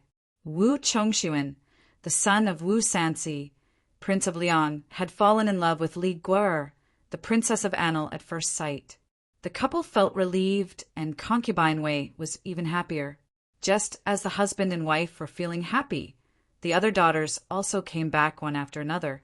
They were naturally too embarrassed to tell their father who their sweetheart was. This kind of thing was naturally reported by their accompanying palace maids. When the husband and wife heard that their daughters all had their sweethearts, and that all of them were sons of aristocratic families, they couldn't stop smiling. As for Xie and Du Junju, they did not expect this blind date to solve all the major issues of their daughters' lives. Later, they would just pick a few young talents for her to choose. Thus, they did not care too much about it. Concubine Wei, in particular, had found a place for her 3 daughters, so she did not care about other things. She immediately made a copy of the name list. She did not dare to meet that formidable mother-in-law alone, so she dragged her husband and went to the inner palace to find Wu Zetian. The daughters were not young anymore. Since they had chosen someone, they should get married in time. As for those who were still young, they had to settle down first. After the blind date was over, the political affairs hall sent someone to inform the youths who were playing football that the prime ministers wanted to see them. The youths who were playing football on the field immediately stopped, hurriedly washed their faces, put on their robes, and rushed to the political affairs hall to pay their respects. The prime ministers didn't have anything serious to discuss with them. They just chatted for a while and then sent them away. These young nobles didn't know what was going on. They didn't know that in such a short time, they had already been divided up by the princesses. When Yang Fan arrived in the capital, he followed the address given by the great general of the left guard to find the Wang family's mansion in the capital. In the end, he did not find anything. At this time, Wang Tongjiao was listening to a lecture in the political affairs hall. Yang Fan did not know when he would return, so he wanted to turn around and go home. Yang Fan turned his horse out of the alley where the Wang family's mansion was located. Just as he was about to leave Shangshan Square, he saw the door of a house open wide. 7 or 8 scented carriages drove out of the house one by one, some to the west, some to the east, and they all dispersed. Yang Fan urged his horse to move to the side of the road and continued to move forward. Judging from these carriages, it was clear that this was a gathering of the daughters of the prime ministers and the rich ladies. From the style and decoration of the carriages, it could be seen that these were women's carriages. The decorations on the carriages were too strong. Yang Fan glanced at it and recognized that it was the residence of the eldest princess. This eldest princess, who was getting more and more lively as she aged, had always liked to socialize and feast. It was normal for a few female guests to come out of her mansion. Li Guer sat in one of the carriages that came out of the eldest princess's mansion. Li Guer sat in a light carriage, waving the flower in her hand. Her face was even prettier than the flower. Princess Annel's trip to the eldest princess's mansion was very enjoyable. She felt like a fish in water. She liked this kind of life, liked this kind of taste. She felt that she was born into this world for this kind of life. In comparison, she had lived the past 16 years in vain. This kind of world, this kind of environment was the most suitable place for her. Today, at the eldest princess's mansion, She even drank a few cups of wine. It was the first time she had tasted such mellow wine. In the past, she had never had the opportunity to drink wine, but at that time, she felt that it was sweet and had a special fruity aroma. It was very delicious. Only now did she feel a little dizzy. Liguor touched her cheeks. It was slightly hot, but in her excitement, she did not feel tired. She still looked around in high spirits. There was an oil cleaning cart and 2 big green cows. The cart was surrounded by a gauze curtain. From the outside, one could only see a beautiful figure inside the cart. It was difficult to see her face clearly. This saved her the trouble of looking for Dai Chinlu. On the other hand, she could clearly see everything in the car. Everything here was undoubtedly still unfamiliar to her, so it was extremely attractive. Liguer was looking left and right when a tall and handsome figure by the side of the road suddenly attracted her gaze. This person was wearing a military uniform. The black military uniform had a metallic feel to it, as if it was cast from black iron. It made the person's body look abnormally masculine and burly. Seeing him riding on a horse with a slender waist, sword-like eyebrows, and starry eyes, at a glance, a vigorous, heroic spirit rushed out. Liguor's heart was filled with joy. She hurriedly called out, "Commandant Yang!" As she said this, she hurriedly pushed aside the white, fog-like curtain and called out to the window, "Brother Yang!" Yang Fan was riding his horse when he suddenly heard someone calling out to him. He took a closer look and his heart skipped a beat. A bright and beautiful face peeked out from the window. A thin gold necklace with a water-drop jade pendant was gently swaying in the wind in front of her clear forehead. Her drunken makeup made her look especially enchanting. It was Liguor. Yang Fan was shocked. His 2 legs tightened and he lightly knocked against the horse's belly. He wanted to quickly pass by the oil cleaning cart.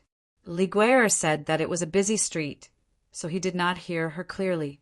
Just now during the banquet, she still knew to pretend to be a young lady. Now that her drunkenness was starting to kick in, she actually pulled aside the curtain and jumped on the shaft of the cart. She excitedly called out, "Commandant Yang!" This little beauty's hair was combed into 2 small buns. She wore a gold necklace on her forehead. She wore a light yellow narrow-sleeved shirt and a peach-red armband. She wore a colorful skirt and a long silk ribbon. Her face was as pretty as a fairy. As she stood on the shaft of the cart, she immediately attracted the attention of the people on the street. What Yang Fan was afraid of really happened. He could only bite the bullet and reined in his horse. He very reservedly cupped his hands towards her and nodded, "Jun Zhu! Come, come, come. Quickly get on the cart. I haven't seen you for a few years." Yang Fan was shocked and hurriedly said, "How can it be that long?" Liguor made a face at him and playfully smiled. "Haven't you heard that a day apart feels like 3 years? Quickly get on the cart." As she said this, she seemed to be a little dizzy and returned to her seat first. She patted the empty seat next to her and waved to Yang Fan. There were more and more people watching them on the street. If Yang Fan did not have anything going on with Liguor, he would be at ease. But now that he has a guilty conscience, he could not help but feel a little guilty. He did not want to get on the cart, but Liguor kept beckoning him. If he did not get on the cart, he was afraid that even more people would notice them. He could only bite the bullet and get off the horse. Ren Wei took the reins for him. Yang Fan stepped into the carriage. As soon as he sat down, Liguor stretched out her jade-like arm and pulled, covering the curtain again. Yang Fan wanted to stop her, but it was too late. He hurriedly sat up straight and deliberately distanced himself from her. Liguor did not notice as she lifted her buttocks to cover the curtain. Just as she was about to sit back down, she felt that the distance between them was too far. She moved her buttocks closer to him and asked with a grin, "I heard that you are now a general. Have you recruited all the soldiers?" The cart could not stay still on the road for long, so it began to move forward slowly. Yang Fan pressed his hands on his knees in a standard military stance. He looked straight ahead and replied, "Yes, I am currently the commander of Guide Army and am currently recruiting soldiers. More than half of the soldiers are qualified. Due to the strict requirements of the 1,000 cavalry, it will probably take another month to recruit all of them." Li Guer looked at his valiant, masculine, and handsome appearance. She liked him a little. Among Li Xian's children, she was the one who walked around her grandmother, Wu Zetian, the most. She already knew the importance of the troops Yang Fan was leading. Furthermore, she knew very well that if her parents wanted to maintain their current status, she would need the support of powerful figures if she wanted to continue living her immortal-like life. With the 1,000 cavalry under his command, Yang Fan happened to be an important figure worthy of her family's recruitment. Chapter 836. Out of an instinctive liking and the need for benefits, Li Guer became even more affectionate towards him.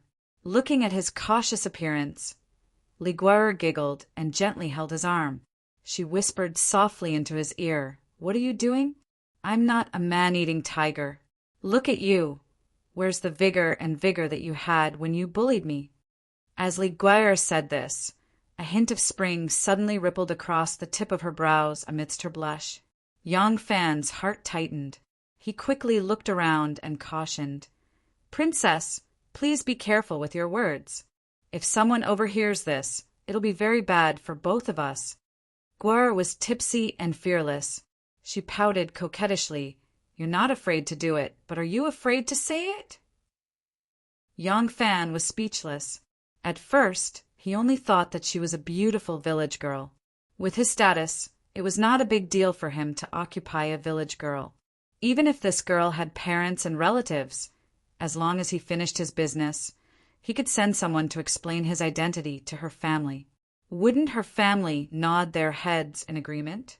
Who knew that she was an unmarried girl? Yang Fan had a headache. His palms were sweating. He was no longer the hothead he used to be. He had a family and a business, while the other party was an unmarried girl. If the matter was exposed, the consequences would be unthinkable. Moreover, this young girl was the most spoiled and willful. She did not care about the consequences. He had already missed her once. Now, he must not be entangled with her again. Yang Fan emphasized his tone and said solemnly, "Princess, this is not a joke. This is not the countryside of a mountain village. Even if it was the countryside of a mountain village, any scandals about an unmarried girl would be a disaster. Luoyang is under the feet of the emperor. You're a member of the royal family. You need to be especially careful." Guer's expression tightened. Yang Fan saw that she had been frightened and felt relieved. He said, "I'm getting off the carriage. I still have matters to attend to on my return to the city. Take care, Princess." Guer's eyes flashed. She suddenly said, "Are you talking about Shui Huai?" Yang Fan bent down and was about to reach out to pull the curtain. But when he heard this, his movements suddenly froze. A sense of mockery flashed in Guer's eyes as she spoke slowly, or Zhang Yiji Zhang Changzong? Guer had been surprised by the Zhang brothers' beauty on that day. That was why she had been paying close attention to this pair of beautiful brothers. These days, she had purposely befriended some palace maids and eunuchs in the palace. She had also been in close contact with the capital city's socialites outside the palace. These people happened to be fond of gossiping. That was why she was very clear about some of the romantic rumors that were circulating in the capital city. Guer mentioned many names in one breath. Some of them Yang Fan had heard of before. Some of them he had never heard of before. However, those people that he had heard of were the gigolos or lovers of certain noble women. From this, it seemed that the names that he had never heard of before were probably of similar statuses. It had not been long since Guer arrived in the capital city, yet he had already understood all of this. At the end of Guer's story, her tone suddenly slowed down. She squinted her eyes slightly and revealed a sly glint like a fox. She spoke slowly. "There's also my aunt, Princess Taiping." Yang Fan's heart tightened. He could not help but ask, "What about her?" Li Gua stared into his eyes slyly. She asked with a spurious smile, "What about her? Is it true?" Yang Fan shone coldly and pretended to be calm as he said, "It's just a bunch of gossipy women trying to stir up trouble. How can we take it seriously?" Li Gua smiled sweetly. She stretched out her hand and combed the hair on the side of her temple. She blinked at him delicately and said, "That's right. You're only sitting in the carriage with her. What are you afraid of stirring up trouble for?" Yang Fan was at a loss for words. Upon seeing this, Li Gua suddenly asked nervously, "You and her? Is it true?" Yang Fan peered at her strangely, because he felt that Li Gua's expression and tone seemed to be excited. That's right. Women like to gossip. But how could she be excited when she heard that a man who had such an intimate relationship with her had a relationship with another woman? Yang Fan could not understand Li Gua's psychology at all. In fact, for Li Gua, at this moment, she was like a country girl who had just entered the city. She had a very serious sense of inferiority, but she concealed it very well. The more inferiority she felt, the more arrogant she was to cover it up, so no one noticed it. That day at the Dragon Gate, when she saw Princess Taiping in splendid attire, Li Gua was immediately awed by the noble, elegant, mature, and generous temperament of a noble lady displayed by Princess Taiping. She had a feeling that Princess Taiping was like a fairy concubine of the Son of Heaven. When she heard about the affair between Yang Fan and Princess Taiping from other women, she was shocked but not sad or angry. Instead, she was surprised and honored. It turns out that I'm lucky enough to have the same man as the elegant and noble fairy concubine. It turns out that I'm not so bad after all. This was Li Gua's mentality. She felt honored and even excited.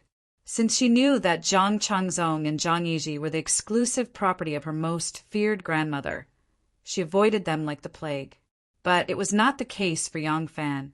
In addition to Yang Fan's strong and handsome appearance, as well as the power he had that was worth fighting for by the Li family, there was also this subtle psychology of comparison. Li Gua was very envious of Princess Taiping's elegant demeanor. She hoped that she could also become such a noble, elegant, and brilliant lady. At the same time, she didn't think that her father's sister had any great ability to make her afraid. So she didn't avoid it like she did with Zhang Changzong and Zhang Yiji. She wanted to replace Yang Fan. She had a feeling that if she could take over Yang Fan, it would be her victory, and she would surpass her aunt. Yang Fan couldn't understand Li Gua's mentality at the moment. He frowned and said, "You know that I'm under orders to recruit soldiers. I entered the city today because I have important matters to attend to. I can't stay any longer. I really have to leave." The carriage wheels rolled and rolled through the busy city. Inside the curtain, the drunken Gua felt like she was inside a small hibiscus tent. She completely forgot that outside the curtain was the boundless world and all living beings. She grabbed hold of Yang Fan, who was about to leave. Her pair of watery eyes glanced at him and said shyly, I miss. Yang Fan asked in confusion, "What are you thinking about?" Li Gua was extremely angry. She pinched his waist angrily and pouted coquettishly, "Of course I want you. Do you have to force me to say it?" Yang Fan said in shock, "What is this place? You can't do that. Princess, you've just arrived in the capital. Your father's position is not yet stable. You must be careful in all aspects at all times. You mustn't make any mistakes. I still have matters to attend to, so I really have to leave. We'll meet again." Wait. The more timid Yang Fan was, the bolder Gua became. She wrapped her hands around Yang Fan's arm and raised her red brocade boots to block in front of Yang Fan. She pouted her red lips that reeked of fruity wine and said in a sweet and innocent manner, "It's fine if you want to leave, but you have to kiss me first." "What? Just once. I'll let you go after I kiss you or else." Humph. The red brocade boots were custom-made. They were delicate and adorable. Her straight calves were wrapped in white silk. They poked out from under her skirt and were bound inside the boots. The graceful shape of her legs was completely revealed. This scene was just like a young girl acting coquettishly to restrain her lover. It was very alluring, but Yang Fan's heart was burning with rage. As a woman, one did not know the big picture, one did not know the importance of the situation, and one thought herself infallible. These three were the most detestable to Yang Fan. Li Guo had committed all of them at this moment. Yang Fan's heart was secretly filled with loathing. However, he could not afford to fall out with her at this moment. As he was hesitating, Li Guo giggled. She pouted her alluring lips that reeked of fruity fragrance and kissed him. Just as he was about to kiss her, the carriage happened to pass by the intersection. A gust of wind blew past. There was no wall to obstruct it, it blew the curtains. There was a man leading a donkey on the side. The donkey was carrying a bundle of firewood on its back. The man walked briskly.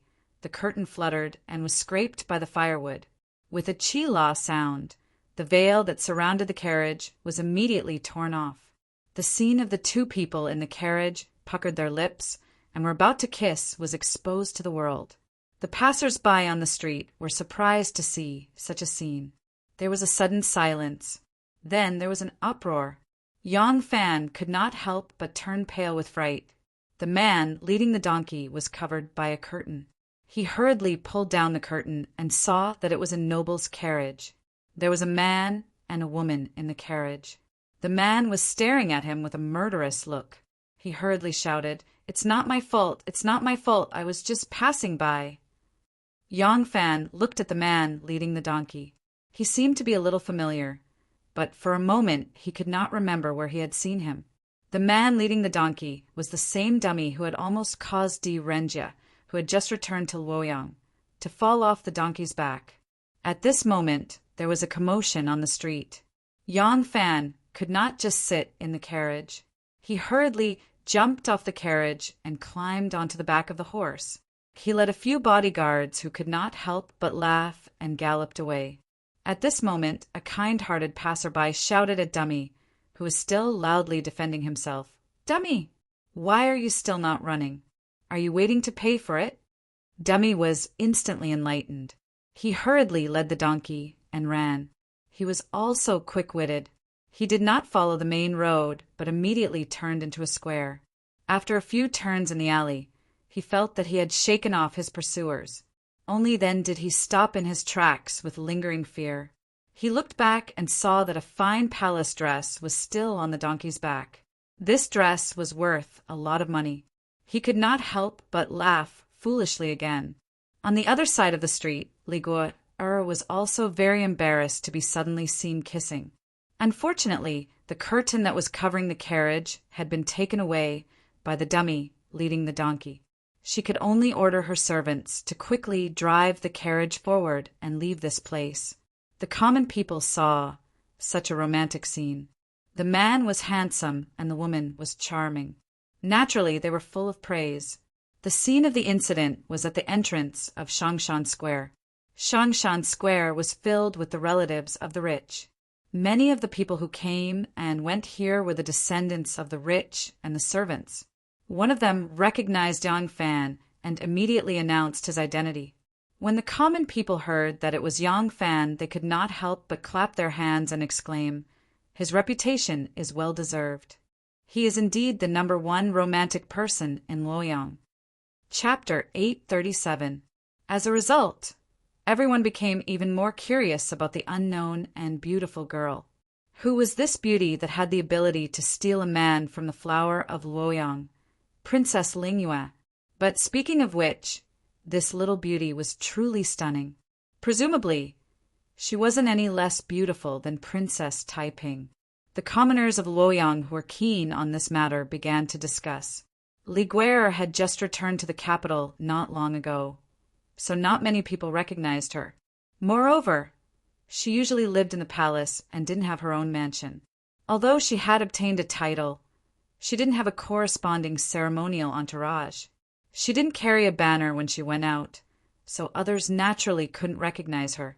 But behind her was the daughter of an assistant minister who had just left the residence of a noble princess. Li Guerre's status was naturally nobler than hers and couldn't be compared even if she wanted to. But Li Guerre's beauty was unparalleled and 100 times better than hers. She couldn't help but secretly feel jealous, but she still had to pretend to be magnanimous.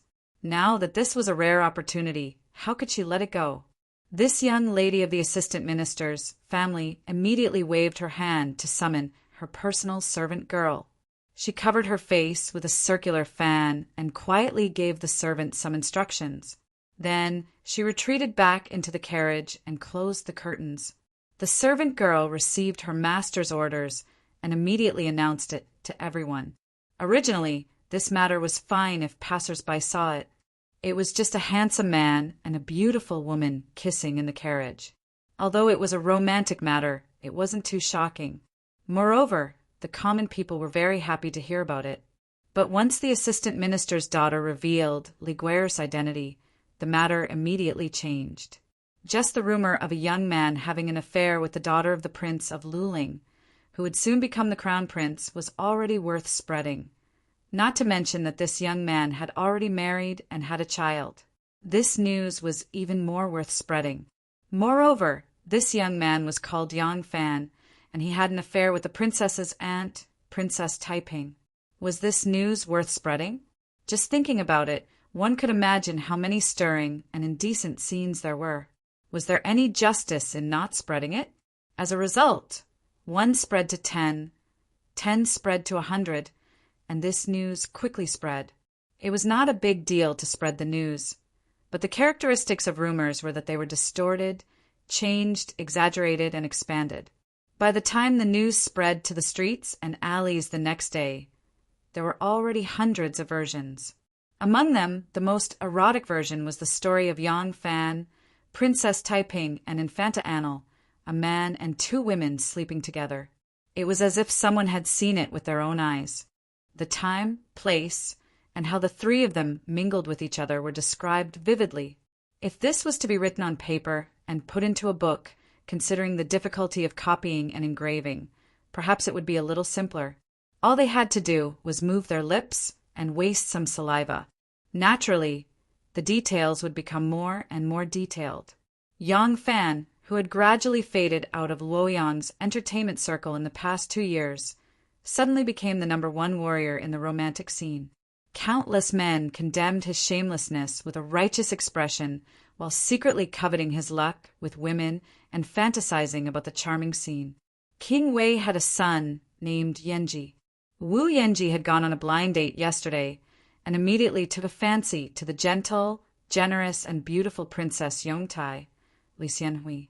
When he went back and told his father, Wu Qingxi saw that his son was very fond of her and agreed. Wu Qingxi was still obsessed with the throne, but now that the Prince of Luling had returned to the capital, it was inevitable that he would be promoted to crown prince in a few days. He had to plan for the future. If his aunt was willing to change her mind or for some other reason, he could become crown prince and then emperor. Then marrying a daughter-in-law from the Li family would not be bad. A married girl was like spilled water. Even if she was surnamed Li, her son would also be surnamed Wu, which would have no negative impact on the Wu family. Moreover, having such a daughter-in-law from the Li family would help him gain the support of the subjects who were still loyal to the Li family.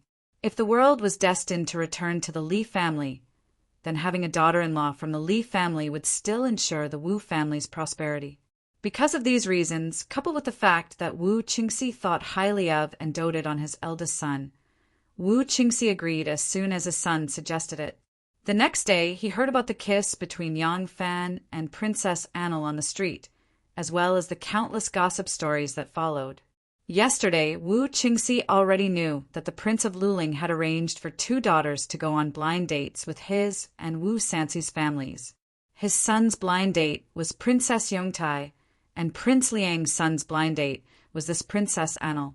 Now that Princess Anil and Yang Fan had caused such a huge scandal, as Wu Sanxi's old rival, Wu Qingxi was laughing so hard that he couldn't stand straight. It seemed like the pain in his body had lessened considerably. The power of romantic rumors was truly astonishing, and Wu Sanxi had actually heard about it in time. When Wu Chongxuan returned yesterday, he begged his father to quickly propose to the Prince of Luling. Wu Sanxi jokingly scolded his son for being a good-for-nothing before agreeing.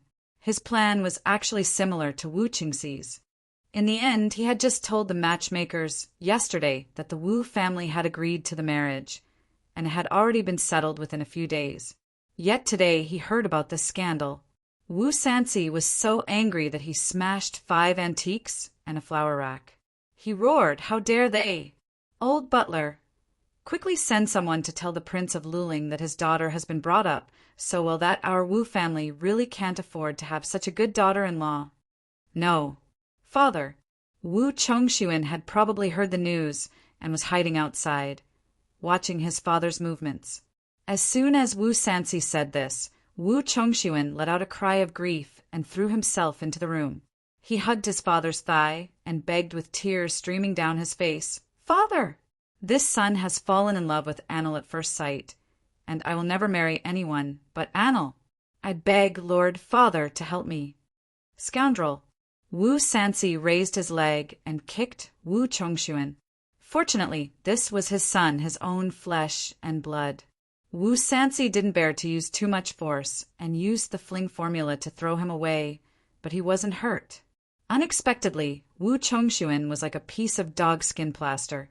Just as Wu Sanxi pulled his leg back, he pounced forward again and hugged Wu Sanxi's thigh, crying bitterly, "Father, I see that Anil is as beautiful as a fairy, her eyes as clear as water.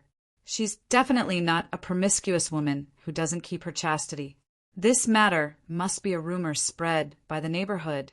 Father, think about it. Anil has only returned to the capital for a few days. What aunt and niece serving and sleeping together? It's clearly a rumor made up by a bored commoner." Wu Sanxi blew his beard and scolded. Wind from an empty cave might not be without reason. Even if this news is fake, our Wu family can't afford to lose face. Besides, what sleeping together is fake? She and Yang Fan kissed on the street shamelessly in front of hundreds of people. Is this also fake? Our Wu family is a noble family. How can we tarnish our reputation because of this? If you want a good woman, you can choose anyone in the world. Why must you choose this person? Wu Chongxuan's tone was firm. My heart only belongs to Anil. I don't want anyone else. Princess Anil is like a fairy. How can she be so shameless? This matter must also be a rumor. Even if it's real, it's just a kiss. Anil has lived in the mountains since she was young and has just returned to the capital. It's natural that she doesn't know the rules of etiquette. I won't mind. Wu Sanxi really couldn't do anything about this infatuated son. He could only persuade him sincerely. Son, you don't have any feelings for her. What you're infatuated with is her beauty. I've seen that lass in Lu before. She's indeed a rare beauty. However, even if she's as beautiful as a fairy, it's just a temporary infatuation. After marrying her, in less than 3 to 5 months, she'll turn a blind eye to her and will no longer be the same as before. The so-called beauty is nothing more than this. It's not worth a good man paying the price of his reputation. I've been through this. Listen to my good advice. Don't be infatuated. Wu Chongxuan shook his head and said proudly, I won't marry Lu. No matter how the world slandered her, I believe her. Even if she's really young and ignorant, seduced by others, I'm willing to forgive her. If you don't allow it, Wu Chongxuan looked around and grabbed a piece of antique pottery, pressing it against his neck, and said loudly, I'll die in front of you immediately. Wu Sanxi stomped his feet in anger and scolded, I've been wise all my life. How did I give birth to a bastard like you? You're really going to kill me. Wu Sanxi was arrogant and domineering outside. In the entire court, he only had Wu Qingxi as his opponent. In fact, other than Prince Wei, there was also Second Zhang in the palace who had the right to challenge him. However, Second Wu and Second Zhang did not have any conflicts with each other. They were still in harmony and could not be considered enemies. Now that Wu Qingxi's illness was getting worse and worse, there were many people who relied on Wu Qingxi, now making plans to change their allegiance to Wu Sanxi. For a moment, Wu Sansi felt the loneliness of wanting to dominate the world, seeking defeat but not being able to obtain it. But today he was finally defeated by his precious son. No matter how capable a father is, he can't stand up to a disappointing son. It's the child who is the most disappointing, making heroes cry. Wu Sansi was so angry that he jumped up and down, but his son threatened him with death, so he really had no choice. After scolding and persuading for a long time, Wu Chongxuan still refused to come to his senses. So Wu Sansi could only wave his sleeves and leave. Such a useless son. He really can't control him. Wu Chongxuan really fell in love with Li Guo, at first sight, completely conquered by Li Guo's unparalleled beauty. Speaking of which, he was not a virgin who had never experienced the influence of women. But for some reason, when he saw Li Guo for the first time, he was head over heels for her, unable to control himself. Not to mention the rumors of Yang Fan and Li Guo kissing on the streets. Even if he saw Li Guo coming down from another man's bed with his own eyes, he still couldn't bear to part with this unparalleled beauty from the heavens. At this moment, in Wu Chongxuan's eyes, Li Guo was in existence like a fairy from the heavens. But towards Li Guo, he could be endlessly tolerant. But towards Yang Fan, it was not the same. Wu Chongxuan, with great difficulty, persuaded his father to give up on rejecting the marriage. At first, he was greatly relieved, but then he remembered that Yang Fan actually took the lead and tasted the fragrance of that little fairy's lips, and immediately he was burning with jealousy. He would not find fault with Li Guo, but he saw Yang Fan as an irreconcilable enemy. Wu Chongxuan gritted his teeth and swore, Yang Fan, I, Wu Chongxuan, will definitely not forgive you. If I don't file your bones and scatter your ashes, I swear I will not rest